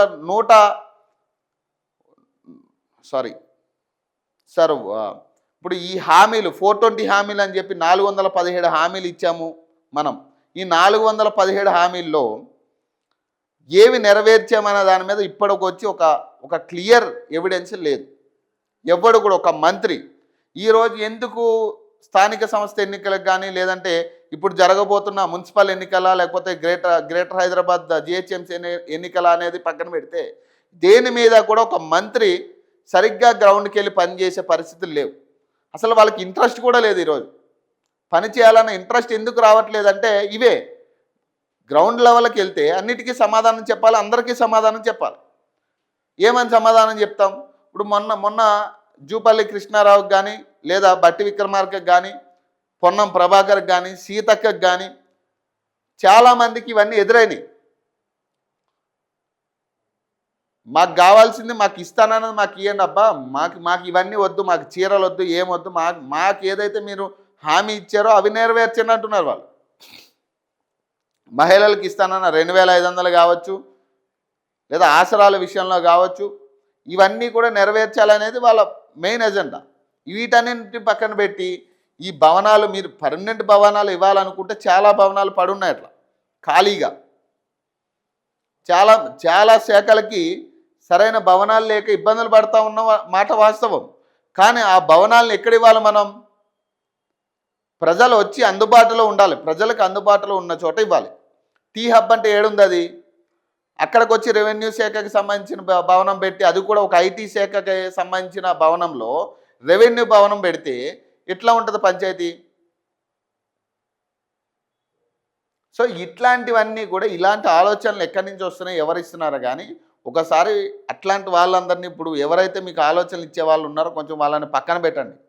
ఇట్లాంటి పనికిమాలిన ఆలోచనల వల్ల రాజకీయంగా ఇక్కడ పరిపాలన విధానంలో మీకు చాలా ఇబ్బందులు ఎదురవుతూ ఉన్నాయి. ఆ పనికిమాలిన ఆలోచనలు ఇచ్చే వాళ్ళని పక్కన పెడితే చాలా వరకు కూడా మీకు ఈ ప్రజల్లో మమేకం అయ్యే పరిస్థితులు వస్తాయి. ఇట్లాంటి ఆలోచనలు మానుకోండి ఫస్ట్.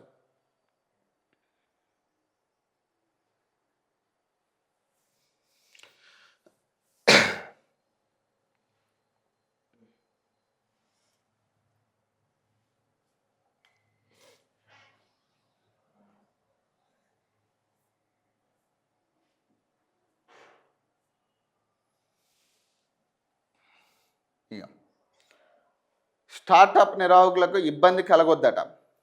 న్యూ ఇన్నోవేషన్ ప్రత్యేక స్టార్టప్లకు కేంద్రంగా నేటి టీ హబ్ అట. ప్రభుత్వ ఆఫీసులను అందులోకి తరలించవద్దట. అద్దె భవనాల్లో ఆఫీసులను టీ హబ్లోకి తరలిస్తున్నారనే తప్పుడు ప్రచారంపై సీఎం సీరియస్ అట.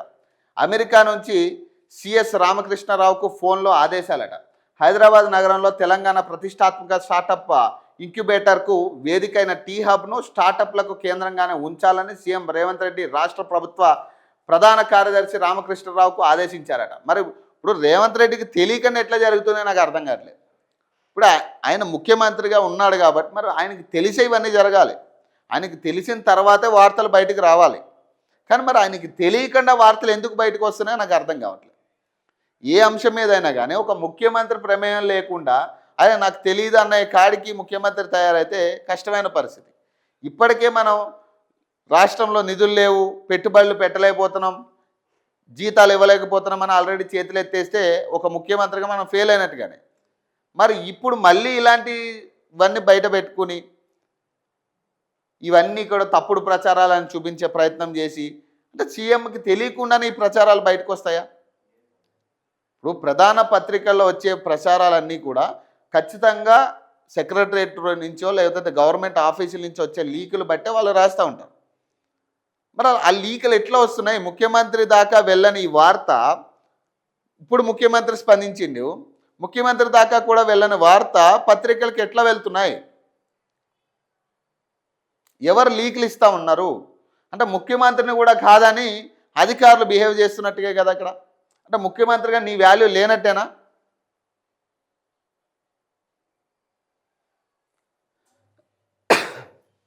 నేను ఆ రోజే మాట్లాడినా, అసలు టీ హబ్ లాంటి ఐటీ సెక్టార్లో మీరు గవర్నమెంట్ ఆఫీసులు ఎట్లా పెడతారా అని. నేను ఆ రోజు ఏదైతే కథనం నేను చదివినానో అదే రోజు నేను మాట్లాడినా.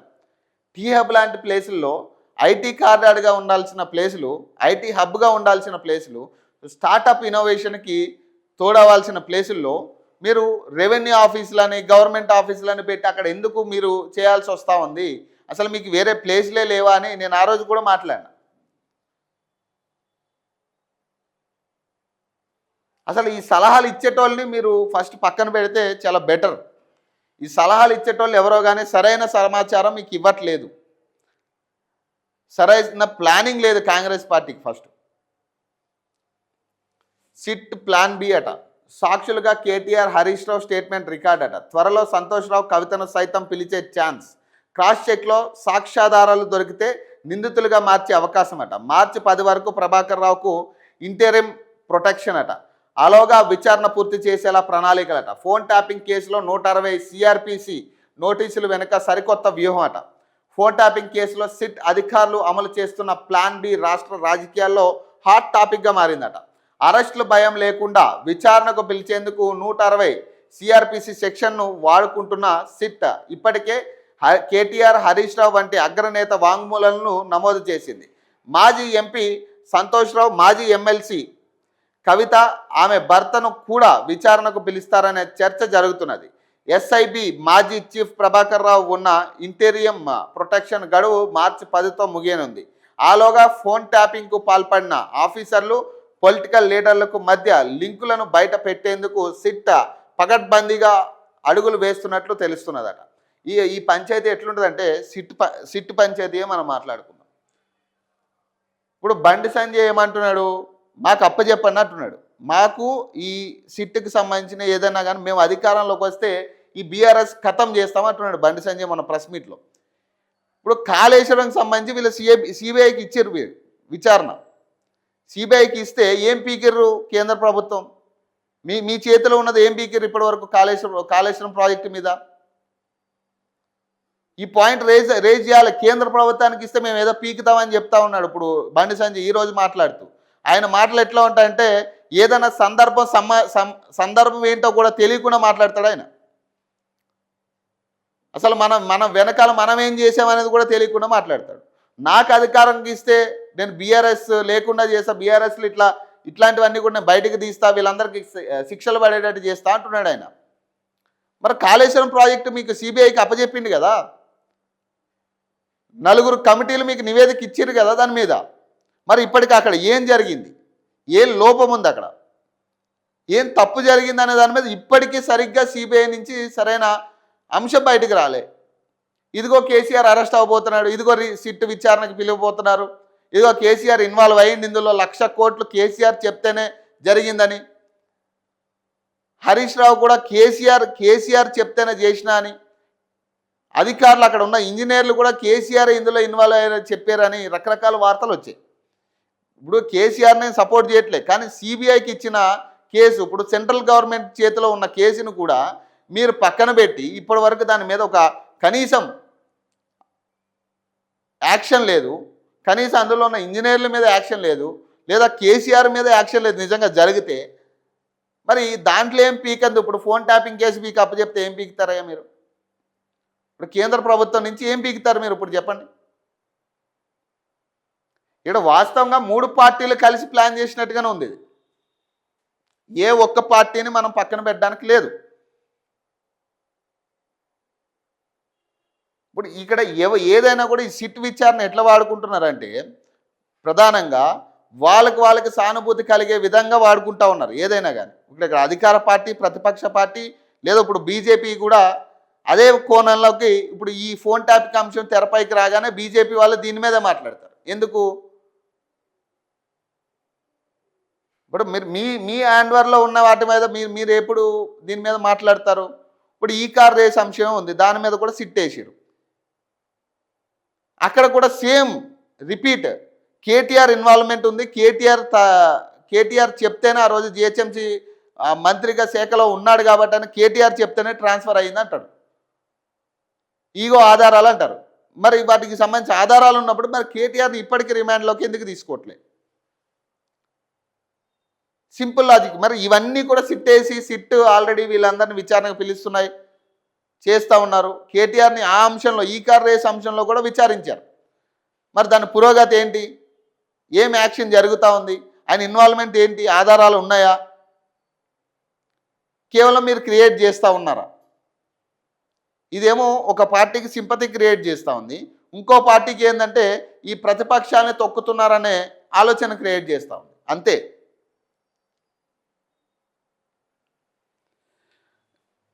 దీనికి నేను చెప్తున్నా కదా, ఈ సిట్ అనే ఏదైతే ఈ సంస్థ ఉందో, ఈ సిట్కి సంబంధించి కనీసం పూసంతా కూడా ఉపయోగం లేదు. రేపు ఏ కేసులో కూడా ఈ పురోగతి ఉండదు. ఇది కేవలం ఎలక్షన్ స్టంట్ల కింద దీన్ని వాడుకుంటారు. రేపు మళ్ళీ కాంగ్రెస్ పార్టీయా లేకపోతే ఇంకో పార్టీ అధికారంలోకి వచ్చే ప్రయత్నమే తప్పితే ఈ సిట్లో కనీసం ఒక్క నాయకుని కూడా అరెస్ట్ చేసే పరిస్థితి ఉండదు. కావాలంటే చూడండి, అధికారులు ఎంతమందినైనా అరెస్ట్ చేస్తారు, అధికారులు ఎంతమందినైనా అరెస్ట్ చేసే పరిస్థితి ఉంటుంది. ఇక్కడ అధికారులు బలవుతారు తప్పితే ఒక్క నాయకుడు కూడా బలవడు. అది గుర్తుపెట్టుకోండి. ఇప్పుడు కనీసం ఇప్పుడు ఫోన్ ట్యాపింగ్ జరుగుతున్న మాట వాస్తవం. ఇప్పుడు కూడా జరుగుతూ ఉంది. కాంగ్రెస్ హయాంలో కూడా చాలామంది కీలక మంత్రుల ఫోన్లు ట్యాప్ అవుతున్నట్టుగా ఇంటర్నల్ లీకులు కూడా చాలా ఉన్నాయి. రేవంత్ రెడ్డి పాపం భయంతో కూడా వాళ్ళ ఫోన్లు ట్యాప్ చేస్తున్నారన్న ఆలోచనల బయటకు చెప్తా ఉన్నారు చాలామంది మంత్రులు కూడా. కాబట్టి ఇప్పుడున్న అధికారులైనా కొంత ఆలోచించి మీరైనా అడుగులేయండి. ఎందుకంటే మీ తోటి అధికారుల మీద బలయ్యారు తప్పితే ఎక్కడా కూడా నాయకులు బలవలే. చేయమని చెప్పిన నాయకులు ఉండొచ్చు, వాళ్ళు కూడా ఎక్కడ బలైన పరిస్థితి లేదు. హ్యాపీగా వాళ్ళు ఒకటే. ఏ పార్టీ వచ్చినా కూడా ఎవరిని, ఏ నాయకుడిని, ముఖ్య నాయకుడిని ఎవరిని కూడా అరెస్ట్ చేసే పరిస్థితి ఉండదు రాష్ట్ర ప్రభుత్వంలో. కాబట్టి మీరు అధికారులు జాగ్రత్తగా ఉండాలి. ఫస్ట్ అధికారుల మీదే ఈ మొత్తం ఆరోపణలు మొత్తం అధికారుల మీద పడుతుంది. ఈ ఫోన్ ట్యాపింగ్ అంశంలో కూడా అధికారులే బలవుతూ ఉన్నారు. ఈ వాట్సాప్ కాల్స్పై సిట్ ఫోకస్ అట. నిందితులు, అనుమానితులు 600 నెంబర్లపై నజారా. కాల్ డేటా కోసం విపిఎస్ సంస్థలకు లేఖలట. ఏం చేసినా ఇక అవన్నీ కాని పంచాయతీలు అవన్నీ కూడా. బండి అరవింద్కు కేటీఆర్ లీగల్ నోటీసులట. రాజకీయ లబ్ధి కోసమే వ్యక్తిత్వ హననం. 5 రోజుల్లోగా క్షమాపణలు చెప్పాలట, లేదంటే సివిల్ క్రిమినల్ చర్యలు తప్పవని హెచ్చరికట. కేసీఆర్తో కేటీఆర్, హరీష్ రావు భేటీ. ఫోన్ ట్యాపింగ్ సిట్ విచారణపై చర్చలు. మున్సిపల్ ఎన్నికలపై ప్రభావం పడకుండా డిస్కషన్ అట. మున్సిపల్ ఎన్నికల మీద ప్రభావం పడే పరిస్థితి 100% ఉండదు. క్లియర్ ఇది. ఎందుకంటే ప్రజలు వాళ్ళకి అర్థమైంది ఇప్పటికే రాజకీయాలు ఎట్లా ఉంటాయి. ఎందుకంటే గత 10 ఏళ్ళ పరిపాలనలో కానీ ఇప్పుడు 2 ఏళ్ళ పరిపాలనలో కానీ వాళ్ళు చాలా క్లారిటీతో ఉన్నారు ప్రజలు. ఈ రాజకీయ నాయకులు రాజకీయాలు ఎట్లా ఉంటాయి, వీళ్ళు మనల్ని ఎట్లా ప్రలోభ పెడతారు, ఏ కేసు ఎందుకు వస్తుంది అనేది చాలా ఇప్పుడు మనకంటే ఎక్కువ ప్రజలు అనాలిసిస్ చేస్తారు దాన్ని. సో కాబట్టి అసలు కనీసం ఎన్నికల మీద పడదు. ఎందుకు పడదంటే వాళ్ళకు ఒక క్లారిటీ ఉంటుంది. ఎవరిని ఎన్నుకోవాలి, బీఆర్ఎస్ఆ, కాంగ్రెసా, బీజేపీయా, లేదా ఇండిపెండెంట్ క్యాండిడేటా, ఎవరైనా కానీ వాళ్ళకు ఒక క్లారిటీ ఉంటుంది. అక్కడ నిలబడిన వాళ్ళ మీద క్లారిటీ ఉంటుంది. దాన్ని బట్టి వాళ్ళు ఎన్నుకునే పరిస్థితి ఉంటుంది. తప్పితే ఏ ఒక్కరిని కూడా పార్టీ చూసి గెలిపించే పరిస్థితి ఈరోజు లేదు. వాస్తవంగా పార్టీలు చూస్తే ఖచ్చితంగా ఓట్లు పడే పరిస్థితి లేదు ఈరోజు. ఆ సిచ్యువేషన్కి తెలంగాణలో ప్రజలను తీసుకొస్తూ ఉన్నారు. ఎందుకంటే ఏ పార్టీని నమ్మే ప్రయత్నం చేయాలన్నా కూడా కనీసం మనం వేసే ప్రతి ఓటు కూడా రాంగ్ డైవర్షన్లో వెళ్తుందనే ఆలోచన ప్రజలకు ఉంది. కాంగ్రెస్ పార్టీని ఎన్నుకోవడానికి ప్రధాన రీజన్ ఏంటి? బీఆర్ఎస్ పార్టీ 10 ఏళ్ల పాలనలో ఏం అభివృద్ధి జరగలేదు, కేసీఆర్ ఏం చేయట్లేదు, ప్రజల దగ్గర దోచుకుంటున్నారు, నీళ్లు నిధులు నియామకాల అంశాన్ని పక్కన పెట్టిండు, సో ఇప్పుడు కొత్త ప్రభుత్వం వస్తే మనకి ఇవన్నీ కూడా సమకూరుతాయనే ఆలోచనతోనే కాంగ్రెస్ పార్టీకి పట్టం కట్టారు. ఇప్పుడు కాంగ్రెస్ పార్టీ 2 ఏళ్లలో ఏం చేసిందంటే జీరో. మళ్ళీ అదే నీళ్లు నిధులు నియామకాల మీద కనీసం దృష్టి లేకుండా కాంగ్రెస్ ప్రభుత్వం కూడా కనీసం కేసీఆర్ కొన్ని పథకాలైనా ప్రవేశపెట్టిండు. ఈ పథకాలు కూడా అమలు సరిగ్గా కావట్లేదు ఇప్పుడు కాంగ్రెస్ ప్రభుత్వంలో. సో మొదటికే మోసం వచ్చింది. ఇక ఇప్పుడు ఏ ప్రభుత్వాన్ని నమ్మాలన్న ఆలోచన కూడా లేదు. కనీసం బీజేపీని నమ్ముదామంటే బీజేపీ నాయకులకి అవసరమే లేదనిపిస్తుంది. అది ప్రజలు నిజంగా బీజేపీకి పట్టం కట్టాలన్న ఆలోచన ఉన్నప్పటికీ కూడా బీజేపీ నాయకులకే లేదు. ఏమో ఈ ఎలక్షన్లు మనకు ఎందుకు వచ్చిన పంచాయతీ, మనం ఏదో 3వ ప్లేస్లో ఉన్న, ఆ 3వ ప్లేస్లో ఉన్న అట్లా కళ్ళు మూసుకుంటే ఇంకో 10 ఏళ్ళో 20 ఏళ్ళు వాళ్ళు పాలించుకుంటారు, తర్వాత ఎప్పటికో చూద్దాంలే అనే కాడికి ఇప్పుడున్న నాయకత్వం బీజేపీలో ఉంది. ఏ సీనియర్ నాయకుడు కూడా సీరియస్గా ఈ మున్సిపల్ ఎన్నికలను తీసుకున్న పరిస్థితి లేదు. ఒక్కడి గ్రౌండ్లో పనిచేసే పరిస్థితి లేదు. ఎందుకంటే వాళ్ళకి అవసరమే లేదు బీజేపీకి. మాకు మున్సిపల్ ఎన్నికలు వచ్చినా అనవసరం లేదు, జిహెచ్ఎంసీ అయినా అనవసరం, లేదా సర్పంచ్ ఎన్నికలైనా మాకు అవసరం లేదు, ఉప ఎన్నికలు కూడా అవసరం లేదు, అసలు ప్రధాన ఎన్నికలు కూడా మాకు అవసరమే లేదు, మాకు ఓటే అయిపోయినా పర్లేదు అనే కాడికి వాళ్ళు ఉన్నారు ఈరోజు. ఇక రాబోయే రోజుల్లో మళ్ళీ గట్టి కూటమి తెలంగాణలో ఫామ్ అవుతుంది అనే డౌట్ కూడా ఉంది. ఇప్పుడు ఆంధ్ర పార్టీలు ఇక్కడికి వస్తాయా లేదా అనేది పక్కన పెడితే నేను దాని గురించి డిస్కస్ చేయను. కానీ తెలంగాణలో మళ్ళీ ఇంకొక కూటమి ఫామ్ అయ్యే పరిస్థితులు కూడా వస్తాయేమో అనే డౌట్ ఉంది నాకు. ఇక ముందు దాని గురించి కూడా మనం మాట్లాడదాం. ఇక నాంపల్లిలో అగ్ని కీలలట. బచ్చాస్ ఫర్నిచర్ షాపులో భారీ అగ్ని ప్రమాదం అంట. మంటల్లో చిక్కుకున్న 6 వ్యక్తులు, వారిని రక్షించేందుకు తీవ్రంగా శ్రమించిన ఫైర్ సిబ్బంది సజీవంగా ఉన్నారా అనే దానిపై నో క్లారిటీ అట. ఘటనపై మంత్రి పొన్నం ఆరా అట. నేడు అధికారిక ప్రకటన. నాంపల్లిలోని బచ్చాస్ ఫర్నిచర్ షాప్లో శనివారం భారీ అగ్ని ప్రమాదం చోటు చేసుకుంది. అందులో 3 కుటుంబాలకు చెందిన 6 చిక్కుకున్నారట. మంటలను అదుపులోకి తెచ్చి వారిని రక్షించేందుకు ఫైర్ సిబ్బంది తీవ్రంగా శ్రమించారు. ఈ ఘటనపై మంత్రి పొన్నం ప్రభాకర్ ఆరా తీసి అధికారులకు కీలక ఆదేశాలు ఇచ్చారట. మంటలు ఆర్పేందుకు చుట్టుపక్కల ఇళ్లను ఖాళీ చేయించారట. ప్రమాద తీవ్రతతో ఆ ప్రాంతంలో భారీ ట్రాఫిక్ జామ్ ఏర్పడగా నేడు సుమాయిష్ను రద్దు చేసి కాగా మంటల్లో చిక్కుకున్న 6 సజీవంగా ఉన్నారా అనే దానిపై ఇంకా వివరాలు తెలియలేదట. ఈ ప్రధానంగా ఈ పంచాయతీలు ఎందుకు వస్తా ఉన్నాయి? ఇప్పుడు కనీసం తప్పుకునే పరిస్థితి కూడా ఉండదు ఆ బిల్డింగ్లా. ఒకవేళ ఏదైనా ఫైర్ యాక్సిడెంట్ జరిగితే కనీసం తప్పుకోవడానికి కూడా స్కోప్ ఉండదు ఆ బిల్డింగ్లా. ఇప్పుడు నాంపల్లి ఏరియాలు, ఇప్పుడు ఎందుకు అమీర్పేటలో కూడా ఇదే పంచాయతీ, ఎమర్జెన్సీ ఎగ్జిట్లు ఉండవు వాటికి. మళ్ళీ వీటికి జిహెచ్ఎంసీ అధికారులే పర్మిషన్ ఇస్తారు. ఇది ఒక దరిద్రం. ఇది జిహెచ్ఎంసీ అధికారులు పర్మిషన్ ఇచ్చిన భవనాలకే కనీసం ఫైర్ ఎగ్జిట్లు ఉండవు. ఈ ఫైర్ ఎగ్జిట్లు ఉంటే అసలు ఆ ప్రమాదంలో అంతమంది చిక్కుకోరు. కనీసం ఫైర్ ఎగ్జిట్ ఉండదు, కనీసం ఫైర్కి సంబంధించిన భద్రత లోపల కనీసం ఉండే పరిస్థితి ఉండదు. ఈ స్ప్లిట్టర్లు అని రకరకాల ఇప్పుడు వ్యవస్థ తీసుకొస్తూ ఉన్నారు బిల్డింగుల్లో, కొన్ని ఫైర్ సెక్యూరిటీకి సంబంధించి. కనీసం ఆ సెక్యూరిటీకి సంబంధించి కూడా ఇలాంటి ఫెసిలిటీస్ లోపల ఉండవు. మరి ఇప్పుడు వీటికి బాధ్యులను ఎవరిని చెప్పాలి? ఇప్పుడు మనం జిహెచ్ఎంసీ అధికారులను బాధ్యులు చేయాలా, గవర్నమెంట్ని బాధ్యులు చేయాలా?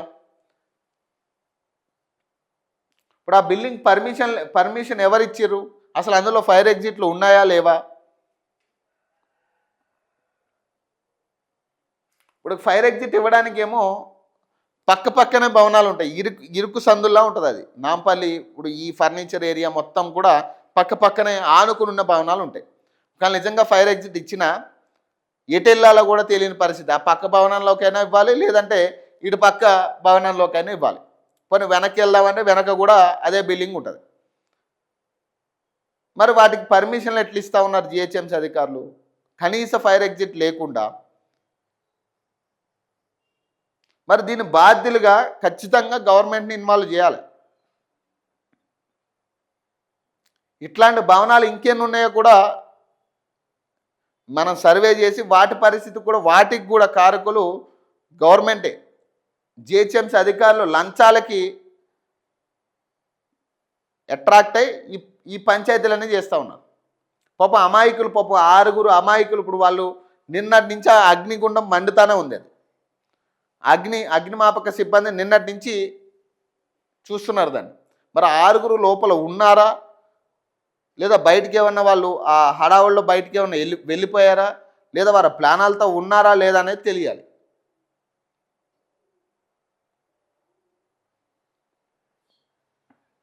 దీని పూర్తి బాధ్యత అయితే ఖచ్చితంగా గవర్నమెంటే తీసుకోవాలి. జిహెచ్ఎంసీయే దీనికి బాధ్యులు. ఇట్లాంటి ఈ ఒక్కదానికే కాదు, ఇట్లాంటి సంఘటనలు ఎన్ని జరిగినా కూడా దీనికి జిహెచ్ఎంసీ బాధ్యులు. సరైన ఫైర్ ఎగ్జిట్ లేకుండా భవనాలకు మీరు పర్మిషన్ ఇచ్చినప్పుడు ఖచ్చితంగా మీరే బాధ్యులు దీనికి. ఒకవేళ అక్కడ ఏదైనా ప్రాణ నష్టం జరిగినా ఆ ప్రతి ప్రాణానికి కూడా బాధ్యులు కర్త కర్మ క్రియ ఈ జిహెచ్ఎంసీ కావచ్చు, గవర్నమెంట్ అధికారులే అక్కడ కర్త కర్మ క్రియ బాధ్యులు. దీన్ని సుమోటోగా తీసుకుని ఖచ్చితంగా ఈ కేసుని సుమోటోగా తీసుకోవాలి. హ్యూమన్ రైట్స్ కమిషన్ కూడా దీని మీద చర్యలు తీసుకోవాల్సిందే.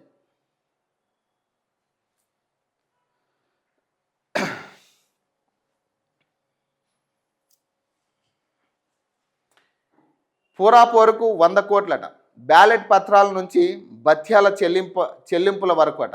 సగం నిధులు విడుదలకు సిద్ధమైన సర్కారట. గతంతో పోలిస్తే రెట్టింపైన వ్యాయమట. భత్యాలలో కోత పెట్టొద్దని సర్కారుకు సిబ్బంది వినతేట. ప్రభుత్వానికి రాష్ట్ర ఎన్నికల సంఘం ప్రపోజల్ అట. మున్సిపల్ ఎన్నికల నిర్వహణకు దాదాపు 100 కోట్లు ఖర్చు అవుతున్నాయని అధికారులు ప్రాథమికంగా అంచనా వేశారట. ఈ మేరకు ప్రభుత్వానికి స్టేట్ ఎలక్షన్ కమిషన్ ప్రపోజల్ పంపినట్లు సమాచారం. బ్యాలెట్ పత్రాల ముద్రణ, అలాగే బాక్సుల రవాణా, పోలింగ్ సిబ్బందికి శిక్షణ, పోలీసులకు భత్యాలు, భోజన ఖర్చులు, ఇతర అవసరాలకు కలుపుకొని ఈ మొత్తం ఖర్చు అవుతుందని లెక్కలు వేసినట్లు తెలుస్తున్నది. ఎన్నికల నిర్వహణ కోసం ఈసీ పంపిన ప్రతిపాదనలు పరిశీలించిన ప్రభుత్వం ఇప్పటికే సగం నిధులు మంజూరు చేసేందుకు సిద్ధమైనట్లు సమాచారం అట. కాగా ప్రస్తుతం 116 మున్సిపాలిటీలు, 7 కార్పొరేషన్లకు ఎన్నికలు జరగనున్నాయి. ఇప్పటికే సిబ్బంది జిల్లాలో ట్రైనింగ్ పూర్తయిందట. ఎలక్షన్ షెడ్యూల్ వచ్చిన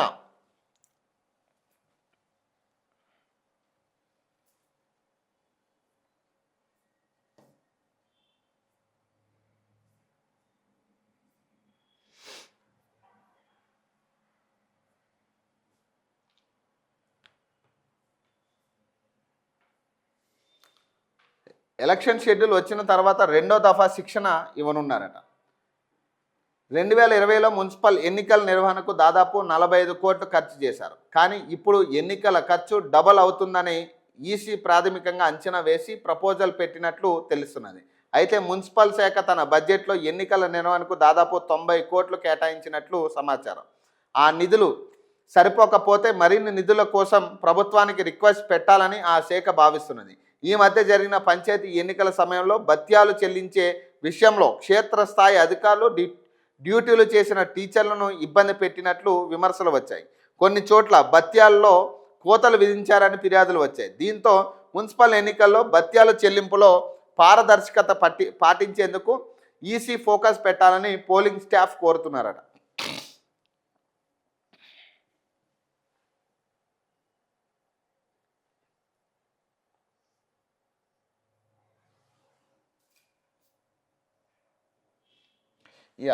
మున్సిపల్ ఎన్నికల్లో కాంగ్రెస్ బీసీ నినాదం అట. బీసీలకు ప్రాధాన్యం ఇస్తున్నామని తెలిపేలా కార్యాచరణ అట. త్వరలో హైదరాబాద్లో జాతీయ స్థాయి ఓబీసీ మహాసభ అట. రిజర్వేషన్లపై ఏఐసీసీ అగ్రనేతలతో భరోసా కల్పించే ప్రయత్నం అట. రాబోయే మున్సిపల్ ఎన్నికల్లో కాంగ్రెస్ పార్టీ బీసీ నినాదాన్ని ప్రజల్లోకి బలంగా తీసుకెళ్లే యోచనలో ఉన్నట్లుగా పార్టీ వర్గాలు తెలిపాయి. 42% రిజర్వేషన్లకు కట్టుబడి ఉన్నామనే సంకేతాలు ఇచ్చేలా కార్యక్రమాలను చేపట్టేందుకు పార్టీ సిద్ధమవుతుంది. ఇందులో భాగంగానే ఈ నెల చివరన లేదా వచ్చే నెల మొదటి వారంలో హైదరాబాద్లో జాతీయ స్థాయి ఓబీసీ మహాసభ నిర్వహించేలా కార్యాచరణ రూపొందిస్తున్నారు. సభకు అగ్రనేత రాహుల్ గాంధీ సహా ఏఐసీసీ పెద్దలను ఆహ్వానించాలని రాష్ట్ర నేతలు భావిస్తున్నారు. ఇవి రాహుల్ గాంధీ వస్తాడుగా. ఇప్పుడు అసలు 42% కర్త కర్మ క్రియ రాహుల్ గాంధీ. కామారెడ్డి డిక్లరేషన్ ప్రకారం 42% రిజర్వేషన్ బీసీలకు ఇస్తామని చెప్పింది అదే రాహుల్ గాంధీ. మరి చట్టబద్ధత లేని ఏదో సొంత పార్టీ నిర్ణయాలు, ఏదో సొంత పార్టీ టీ కప్పులాగా ఏదో 42% ఇస్తామని, పార్టీ పరంగా ఇస్తామని రకరకాల వార్తలు వచ్చినప్పటికీ అవి వద్దంటున్నారు బీసీలు. బీసీలు పార్టీ పరంగా మీరు ఇస్తానన్న 42% మాకు వద్దంటున్నారు. ఏదైనా ఉంటే రాజ్యాంగబద్ధంగా ఒక జీవోని రిలీజ్ చేసి ఆ జీవో ప్రకారం మాకు 42% మీరు డిక్లేర్ చేయాలనేది వాళ్ళు చెప్తున్నమాట. కానీ ఇప్పటికీ దాన్ని పక్కన పెడతా ఉన్నారు. ఇప్పుడు ఆ జీవో ఇస్తామని కానీ, దీన్ని రాజ్యాంగ చట్టంలో దీన్ని సవరిస్తామని, లేదంటే మొన్న ఏదైతే కేసులు అయినాయో వాటిని ఏదైనా బయటకు తీసుకొచ్చే ప్రయత్నం చేస్తామని కానీ ఏమీ లేదు. వాళ్ళు ఒకటే చెప్తా ఉన్నారు, పార్టీ పరంగా మేము 42% ఇస్తాం. వాళ్ళది ఎట్లా ఉందంటే తీసుకుంటే తీసుకోండి, లేదంటే వదిలేయండి, మేమైతే ఇదే, ఇక మాకు సెకండ్ ఆప్షన్ లేదు, రెండో మాట లేదు అనే డిక్లరేషన్ చేస్తున్నట్టుగా కాంగ్రెస్ పార్టీ వర్గాల్లో కనపడతాం. కానీ బీసీల ఓట్లు కావాలి వీళ్ళకి, బీసీ నాయకత్వం, బీసీల ఓట్లు కావాలి. ఆ నాయకత్వం వరకు ఎంతవరకు అంటే మినిస్టర్ల వరకు లేదంటే ఎమ్మెల్యేల వరకు ఉండదు అది పంచాయతీ. ఇక కింద స్థాయి నాయకత్వానికి పరిమితి చేసే ప్రయత్నం చేస్తూ ఉన్నారు బీసీలని. ఇప్పుడు రాహుల్ గాంధీ వచ్చి ఏం చెప్తాడు ఆయన, ఎప్పుడు మనకు సరిగ్గా నాకు దీని మీద అవగాహన లేదు, ఎవరో రాసిచ్చారు నేను చదివినా అంతే, అంతవరకే, నాకు దీంట్లో సంబంధం లేదని చెప్తాడా రాహుల్ గాంధీ? ఏం చెప్తాడు రాహుల్ గాంధీ? ఇప్పుడు ఒక నిజంగా ఆ సభకు రాహుల్ గాంధీ వస్తే బీసీలు ఆయన చుట్టుముట్టి అడిగే క్వశ్చన్లు ఇవే, నువ్వు ఇస్తానన్నవి ఏది, ఎక్కడ, ఈరోజు వచ్చినావు నువ్వు, ఇన్నాళ్ళు ఏడకపోయినావు అని అడుగుతారు ఫస్ట్. మరి దీనికి సమాధానం చెప్తారా? ప్రధాన ప్రతిపక్ష పార్టీగా అక్కడ ఉంది కదా కేంద్రంలో. మరి కేంద్రంలో ఎందుకు మొన్న పార్లమెంట్లో కనీసం 42% మీద ఒక డిస్కషన్ లేవనెత్తలేదు మీరు? మళ్ళీ ఇక్కడ పెద్ద పెద్ద మాటలు చెప్తారు, కేంద్ర ప్రభుత్వం దీన్ని ఆపుతుంది, కేంద్ర ప్రభుత్వం చేయాలి, 9th షెడ్యూల్లో పెట్టాలని ఇక్కడ పెద్ద పెద్ద మాటలు మనం మాట్లాడుతున్నప్పుడు, పార్లమెంట్ సెక్షన్ జరుగుతున్నప్పుడు సెషన్స్లో మరి మాట్లాడాలి కదా ప్రతిపక్ష నాయకుడు. మరి రాహుల్ గాంధీ అక్కడ ప్రతిపక్ష నాయకుడే కదా, మరి ఎందుకు దీని మీద డిస్కషన్ చేయలే? ఎందుకు దాన్ని డైవర్ట్ చేస్తూ వేరే వేరే వాటి మీద, వందే మాతరం మీద, ఇంకో దాని మీద ఎందుకు అంత అన్నేసి గంటలు డిస్కషన్ చేశారు మీరు?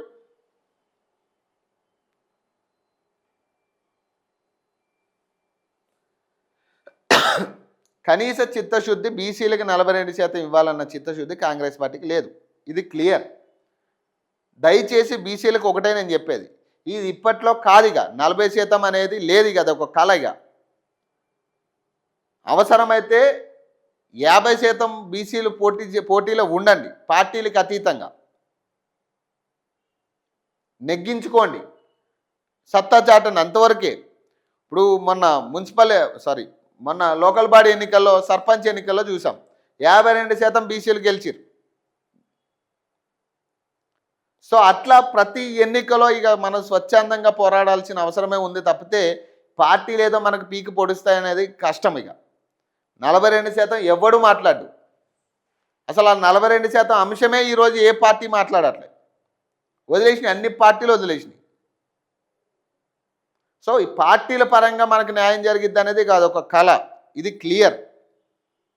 పార్టీలు అయితే మనకు 42% ఏ పార్టీ ఇవ్వదు, ఇవ్వడానికి సిద్ధంగా కూడా లేదు.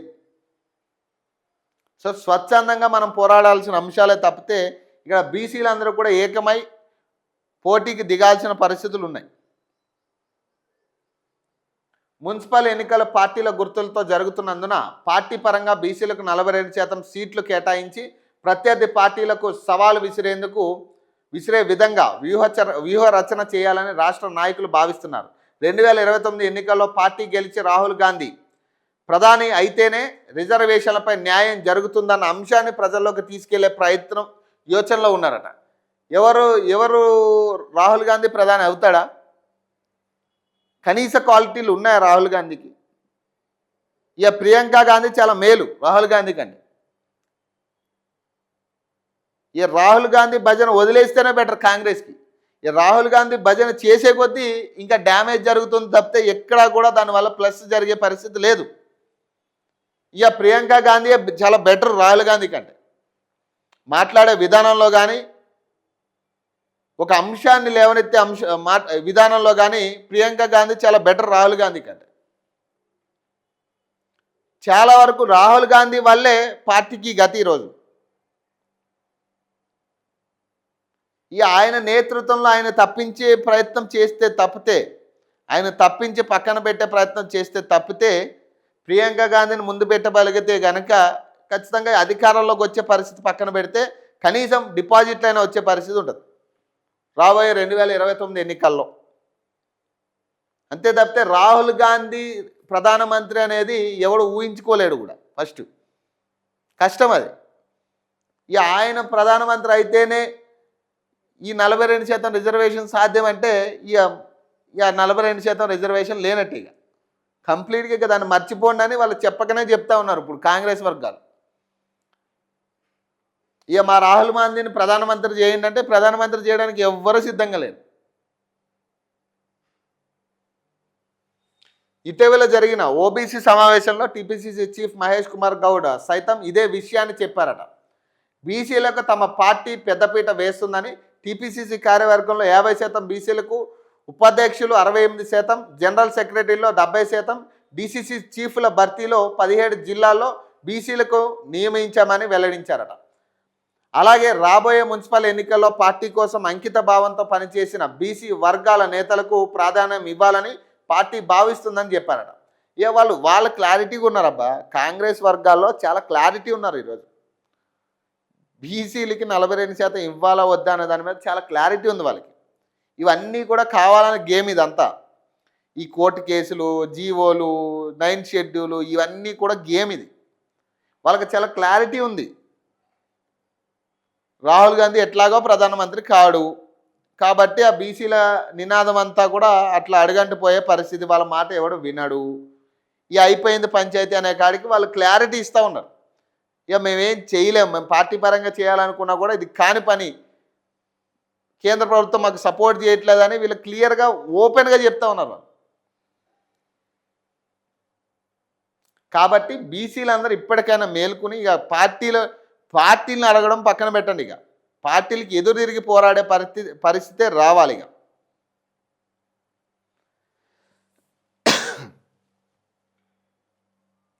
ఏఐసిసి పరిశీలకుల జాబితా ప్రకటనట. 6 రాష్ట్రాల్లో డీసీసీ చీఫ్ల ఎంపిక కోసం ఏర్పాటు, పలువురు తెలంగాణ నేతలకు చోటట.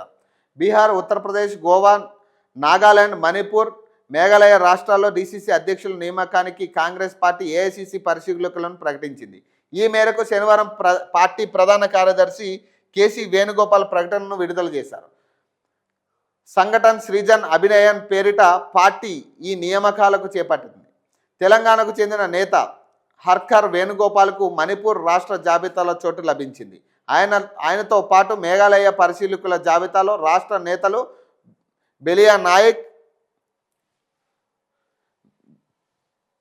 నాయక్, ఎమ్మెల్సీ బల్మూర్ వెంకట్ ఉన్నారు. అలాగే గోవా పరిశీలకుల జాబితాలో ఏపీకి చెందిన సీనియర్ నేత ఎన్ రఘువీర రెడ్డి ఉన్నారు. కాగా ఏఐసిసి బీహార్లో 29 మంది, యూపీలో 75 మందితో పరిశీలకుల పేర్లను ప్రకటించిందట.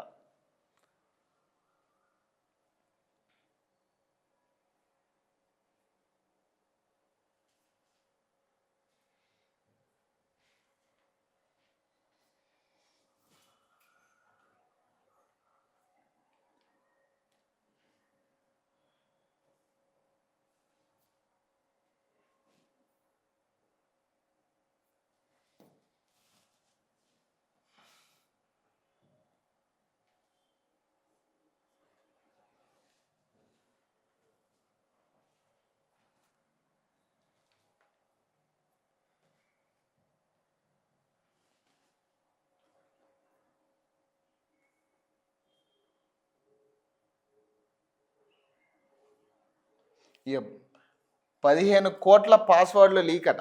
ఆన్లైన్లో 96 GB డేటా ఎక్స్పోజ్ అట. ప్రమాదంలో 5 కోట్ల జీమెయిల్ అట.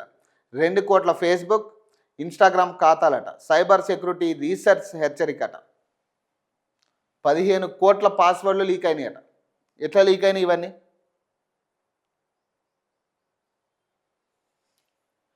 దాదాపు 5 కోట్ల జీమెయిల్లు ఇప్పుడు ప్రమాదంలో ఉన్నాయని చెప్తా ఉంది.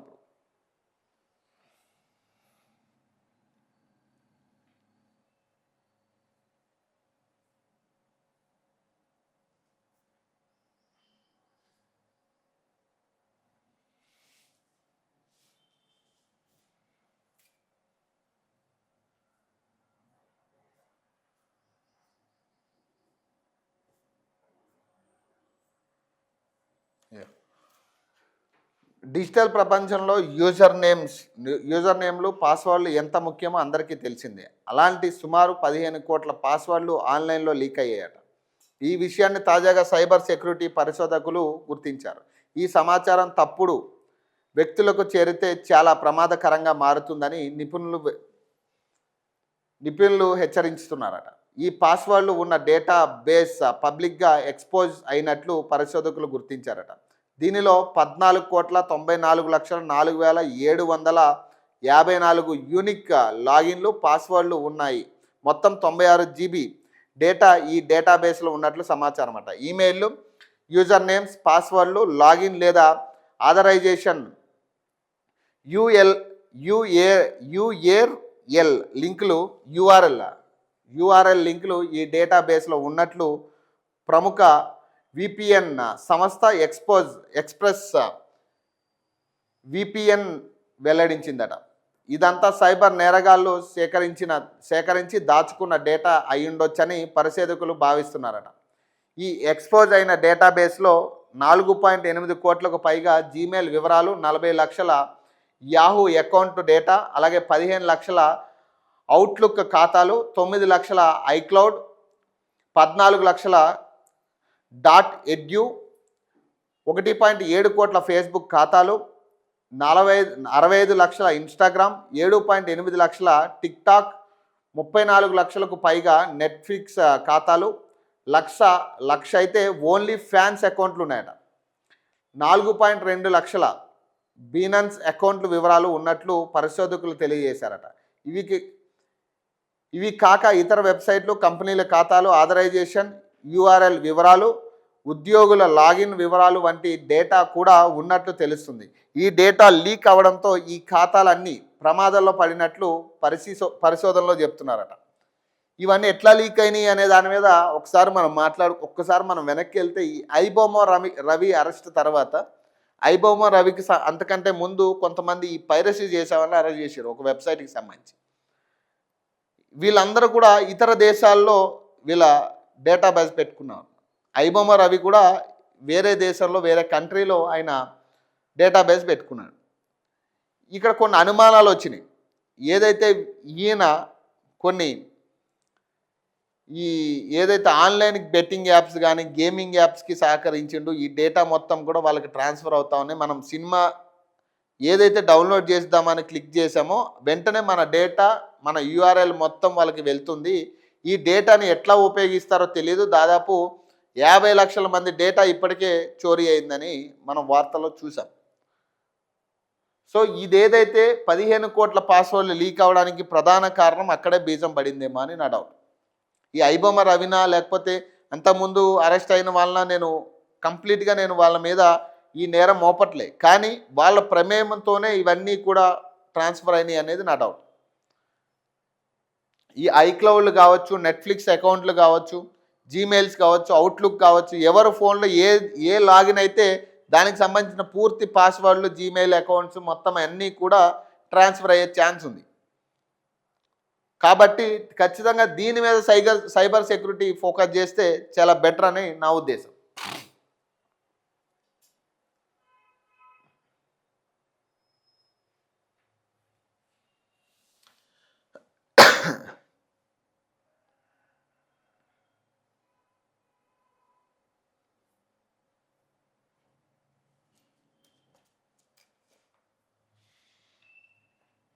సిట్ బెదిరింపులకు భయపడను, ప్రజా సమస్యలు దౌర్జన్యాలపై పోరు ఆపను, చట్ట పరిధిలో నాకున్న సమాచారంలో జవాబిస్తా, దూషణలు చేయను, చిల్లర భాష వాడను. బీఆర్ఎస్ ప్రధాన కార్యదర్శి ప్రవీణ్ కుమార్.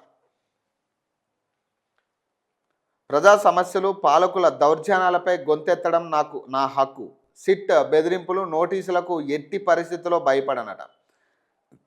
చట్ట పరిధిలో నా వద్ద ఉన్న సమాచారంతో జవాబిస్తా. ఆ తర్వాత మీ ఇష్టం వచ్చినట్టు చేసుకోండి అంటూ బీఆర్ఎస్ ప్రధాన కార్యదర్శి ఆర్ఎస్ ప్రవీణ్ కుమార్ తేల్చి చెప్పారట.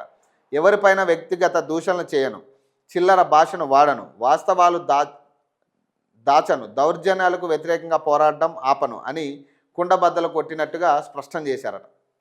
ఈ హైదరాబాద్ సిటీ సిపి సజ్జనార్ నేతృత్వంలో ఏర్పాటైన రెండో సిట్ ఫోన్ ట్యాపింగ్ వ్యవహారంతో సంబంధం లేని కేటీఆర్ హరీష్ రావుకు నోటీసులు ఇచ్చి గంటల తరబడి దర్యాప్తు పేరిట వేధిస్తున్న ప్రహసనాన్ని తెలంగాణ భవన్ వేదికగా ఎండగట్టానని గుర్తు చేశారట. తాను ప్రెస్ మీట్ పెట్టి 12 గంటల లోపే అర్ధరాత్రి 12 గంటలకు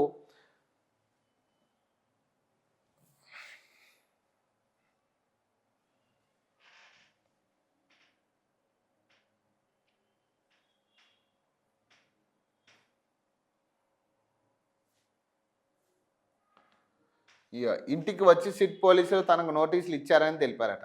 2 రోజులు ఆధారాలతో సమాధానం ఇవ్వకుంటే సివిల్ క్రిమినల్ చర్యలకు సిద్ధం కావాలని వార్నింగ్ కూడా ఇచ్చారని చెప్పారు.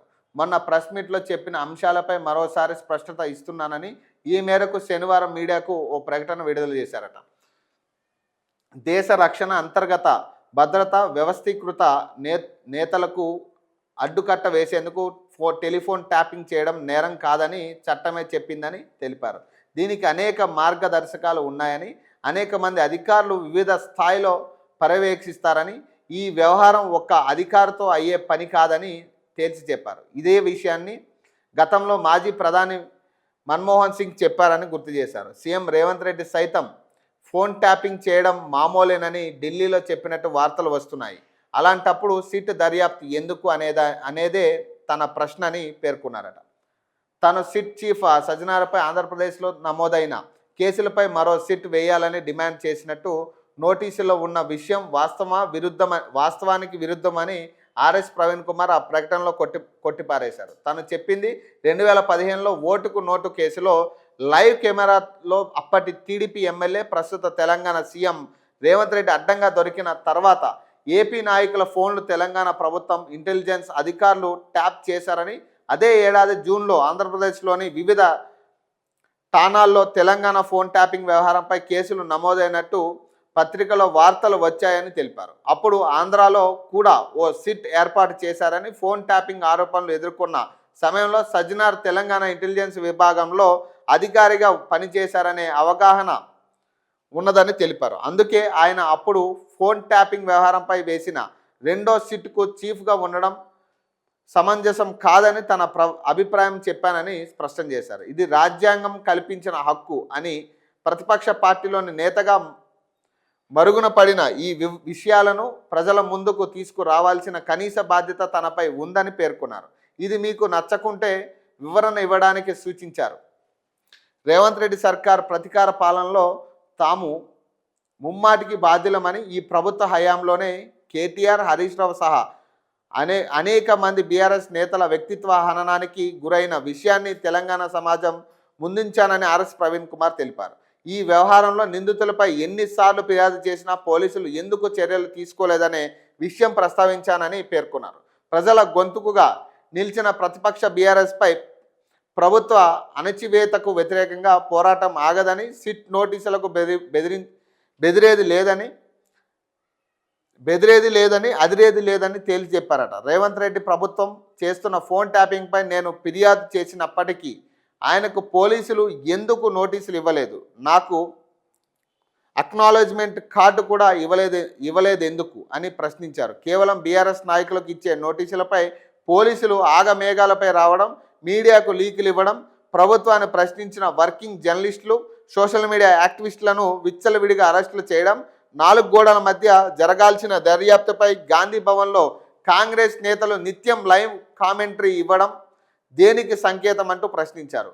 కాంగ్రెస్ సర్కార్ వ్యవహారాన్ని తెలంగాణ ప్రజానీకం గమనిస్తుందని స్పష్టం చేసిరట.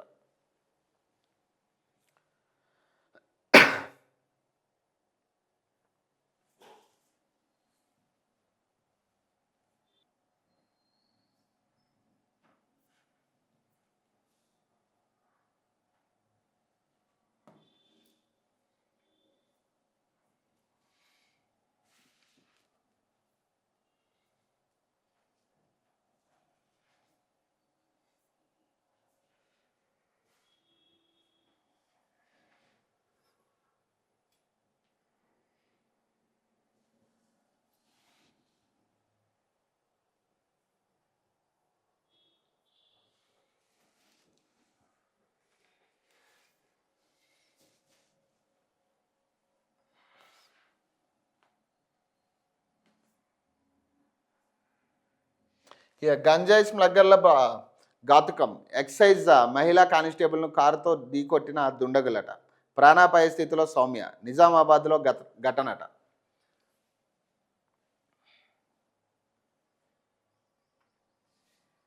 పోలీసుల నుంచి తప్పించుకునే క్రమంలో గంజాయి స్మగ్లర్ల ఘాతుకానికి పాల్పడ్డారు. తమకు అడ్డుకునేందుకు యత్నించిన ఓ ఎక్సైజ్ మహిళా కానిస్టేబుల్ను కారుతో ఢీకొట్టారు. ఆపై కారు రివర్స్ తీసుకునే క్రమంలో మరోమారు ఆమె మీదకు కారు ఎక్కించారట. నిజామాబాద్లో జరిగిన ఈ దారుణ ఘటనలో తీవ్ర గాయాల పాలైన సౌమ్య అనే ఎక్సైజ్ కానిస్టేబుల్ ప్రస్తుతం ప్రాణాపాయ స్థితిలో ఆసుపత్రిలో చికిత్స పొందుతున్నారు. 48 గంటలు గడిస్తే కానీ సౌమ్య పరిస్థితిని అంచనా వేయలేమని వైద్యులు చెబుతున్నారు. ఎక్సైజ్ పోలీసుల కథనం ప్రకారం స్మగ్లర్ల గంజాయిని విక్రయిస్తున్నారనే పక్కా సమాచారంతో స్థానిక ఎక్సైజ్ సిఐ స్వప్న శుక్రవారం రాత్రి నిజామాబాద్ నగర శివారులోని మాధవనగర్ తన సిబ్బందితో వెళ్లారు. అక్కడ ఓ కారులో ఉన్న స్మగ్లర్లు పోలీసుల రాకను గమనించి తమ కారును వేగంగా ముందుకు నడిపించారు. దీంతో సిఐ స్వప్న, పోలీసులకు చెందిన మరో డ్రైవర్ తమ కార్లను స్మగ్లర్ వాహనానికి అడ్డంగా పెట్టారు. దీంతో స్మగ్లర్లు కారుని ఆపగా సిఐ స్వప్న, కానిస్టేబుల్ సౌమ్య తమ కారులో నుంచి దిగి దుండగులను పట్టుకునేందుకు వెళ్లారు. అయితే స్మగ్లర్లు హఠాత్తుగా తమ కారును వారిపైకి పోనిచ్చారు. సిఐ స్వప్న తప్పించుకోగా కానిస్టేబుల్ సౌమ్యపై కారు ఎక్కించారు. తిరిగి రివర్స్ చేస్తున్న క్రమంలో మరోసారి సౌమ్యపై కారు ఎక్కగా ఆమె అక్కడే విలవిలలాడింది. మరొక పక్క స్మగ్లర్లు తమ కారులో పారిపోయే క్రమంలో అక్కడి ఓ విద్యుత్ స్తంభాన్ని ఢీకొట్టారు. దీంతో ఎక్సైజ్ సిబ్బంది కారులో ఉన్న స్మగ్లర్ను పట్టుకునేందుకు యత్నించి ఇద్దరిని అదుపులోకి తీసుకున్నారు. మరో 3 పరారయ్యారట. తీవ్ర గాయాలతో విలువలాడుతున్న సౌమ్యకు సిఐ స్వప్న సిపిఆర్ చేసి నిజామాబాద్లోని ఓ ప్రైవేట్ ఆసుపత్రికి తరలించారు. సౌమ్య పక్కటెముకలు, కిడ్నీ, ప్లీహంకు బలమైన గాయాలు అయ్యాయని గుర్తించి వైద్యులు నుజ్జు అయిన ఓ కిడ్నీతో పాటు ప్లీహంను తొలగించారట. సౌమ్య పరిస్థితి ఇంకా విషమంగానే ఉంది. ఇక కానిస్టేబుల్ సౌమ్యపై కారు ఎక్కించిన ఘటనలో 5గురిపై హత్యాయత్నం కేసు నమోదు చేసిన పోలీసులు సఫియా ఖాన్ అలాగే సోహైల్ను అరెస్ట్ చేశారట. మతిన్, రహిల్, సిబా కోసం గాలిస్తున్నారట. నిందితులు సెల్ఫ్ డ్రైవింగ్ పేరిట కారును అద్దెకు తీసుకున్నట్టు గుర్తించారు. అలాగే కారులో దొరికిన 2 కిలోల ఎండు గంజాయి పోలీసులు స్వాధీనం చేసుకున్నారట. నిందితుల్లో ఒకరైన మతిన్పై ఇప్పటికే పలు కేసులు ఉన్నాయట. ఎన్ని పక్కన పెడితే ఈ స్వప్న విషయంలో ఇప్పటివరకు కనీసం ఎక్సైజ్ శాఖ నుంచి కానీ ఆ ప్రభుత్వ అప్పుడు ఏదైతే హాస్పిటల్కి చికిత్స పొందుతూ ఉందామే హాస్పిటల్ ఖర్చులు కూడా ఇచ్చే పరిస్థితి లేదు ఈరోజు. ఇప్పుడు దీన్ని ఎట్లా చూడాలి మనం? ఇప్పుడు ఈ వార్త అంతా పక్కన పెట్టిన గంజాయి స్మగ్లర్లను పట్టుకున్నారా ఇంకోట పక్కన పెడితే ఇప్పుడు ఆ స్వప్నకి కనీసం వైద్యం సరైన మెరుగైన వైద్యం అందించడానికి పైసలు కూడా రిలీజ్ చేయని పరిస్థితి గవర్నమెంట్ నుంచి. ఇప్పుడు దీనికి సంబంధించే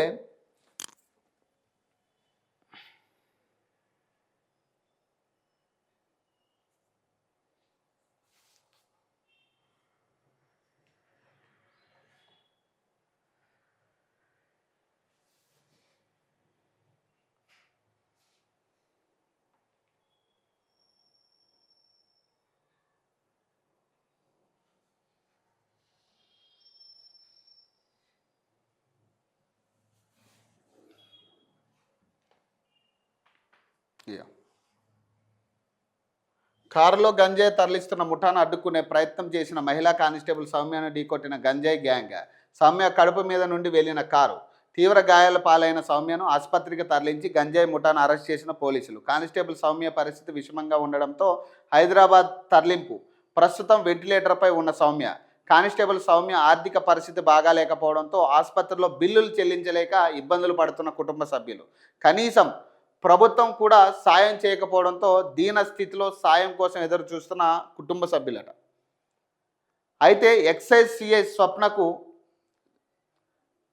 గంజాయి స్మగ్లర్లతో సంబంధాలు ఉన్నాయని, అందుకే అనుభవం లేని మహిళా కానిస్టేబుల్కు రాత్రి వేళల్లో డ్యూటీలు వేస్తుందని సిబ్బంది ఆరోపణలట. వసూళ్లకు పడుతున్నామనే తపనపై దాడులు చేయిస్తుందని ఆరోపిస్తున్న సిబ్బంది అట. దీంతో నిజామాబాద్ ఎక్సైజ్ కార్యాలయం ఎదుట నిరసనకు దిగిన సిబ్బంది. దీంతో సిఐ స్వప్న వ్యవహారంపై కమిటీ ఏర్పాటు చేశామని తెలిపిన Nizamabad excise deputy commissioner Somireddy అట.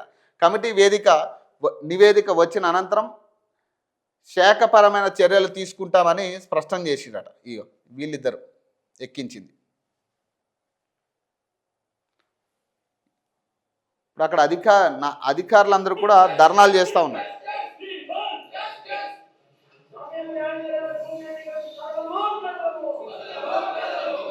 ఇప్పుడు ఈ గవర్నమెంట్ తరపు నుంచి కూడా దీనికి హెల్ప్ చేసే పరిస్థితి లేదు ఈరోజు. సో ఇప్పుడు దీన్ని ఎవరు బాధ్యులు? ఇప్పుడు ఆ సిఐ స్వప్న మీద ఇన్ని ఆరోపణలు వస్తున్నప్పుడు మరి ఆమెను ఇంకా విధుల్లోకి ఎట్లా వేసారు? ఇప్పుడు దీని బాధ్యులు ఎవరు? కావాల్సి వచ్చి ఇప్పుడు ఈమెని ఇబ్బంది పెట్టే ప్రయత్నం అయింది. ఇప్పుడు ఆమె ప్రాణాపాయ స్థితిలో ఉంది. ఇప్పుడు ఆ కనీసం ప్రభుత్వం నుంచి కానీ ఎక్సైజ్ శాఖ నుంచి కానీ కనీసం నిధులు విడుదల చేసే పరిస్థితి లేదు. మరి ఇప్పుడు ఏం చెప్పాలి? ఇప్పుడు అమాయకురాలను బలి చేసిన పరిస్థితే కదా. ఏదైనా కానీ ఒక అమాయకురాలను బలి చేసే ప్రయత్నమే కదా ఇది.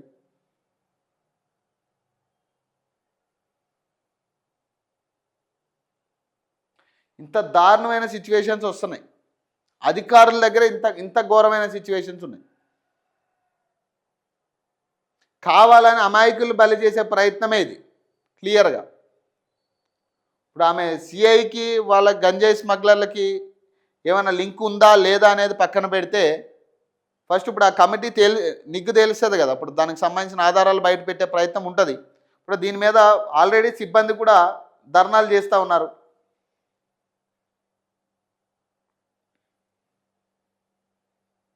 కనీసం వైద్య ఖర్చులు కూడా భరించే పరిస్థితి ఈరోజు రాష్ట్ర ప్రభుత్వం తీసుకురావట్లేదు. ఇంత డేర్ అండ్ డాష్గా ఆమె పనిచేసినప్పుడు.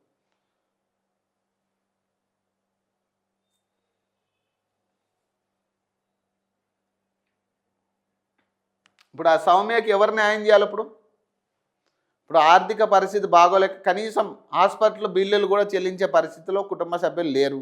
కనీసం ప్రభుత్వం దీని మీద స్పందించట్లే, సాయం చేయట్లే.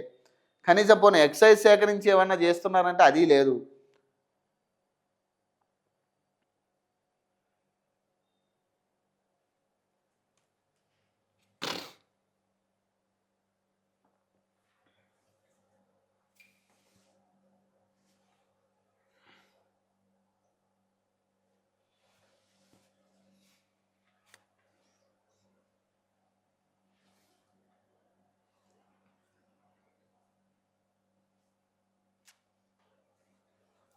సో ఇవి ప్రధాన వార్తలు అయితే కనబడుతూ ఉన్నాయి. చూడాలి ఇక మరి ఇట్లాంటి సిచ్యువేషన్స్. ఇప్పుడు ఖచ్చితంగా సౌమ్య అనే అమ్మాయికి ఖచ్చితంగా న్యాయం చేయాలి ప్రభుత్వం తరపు నుంచి. ప్రధానంగా ఆ శాఖకు సంబంధించి వైద్య బాధ్యతలు ఖచ్చితంగా వైద్యం చేసి ఆమెని మళ్ళీ మామూలు మనిషిని చేసే బాధ్యత ప్రభుత్వానికి ఉంది.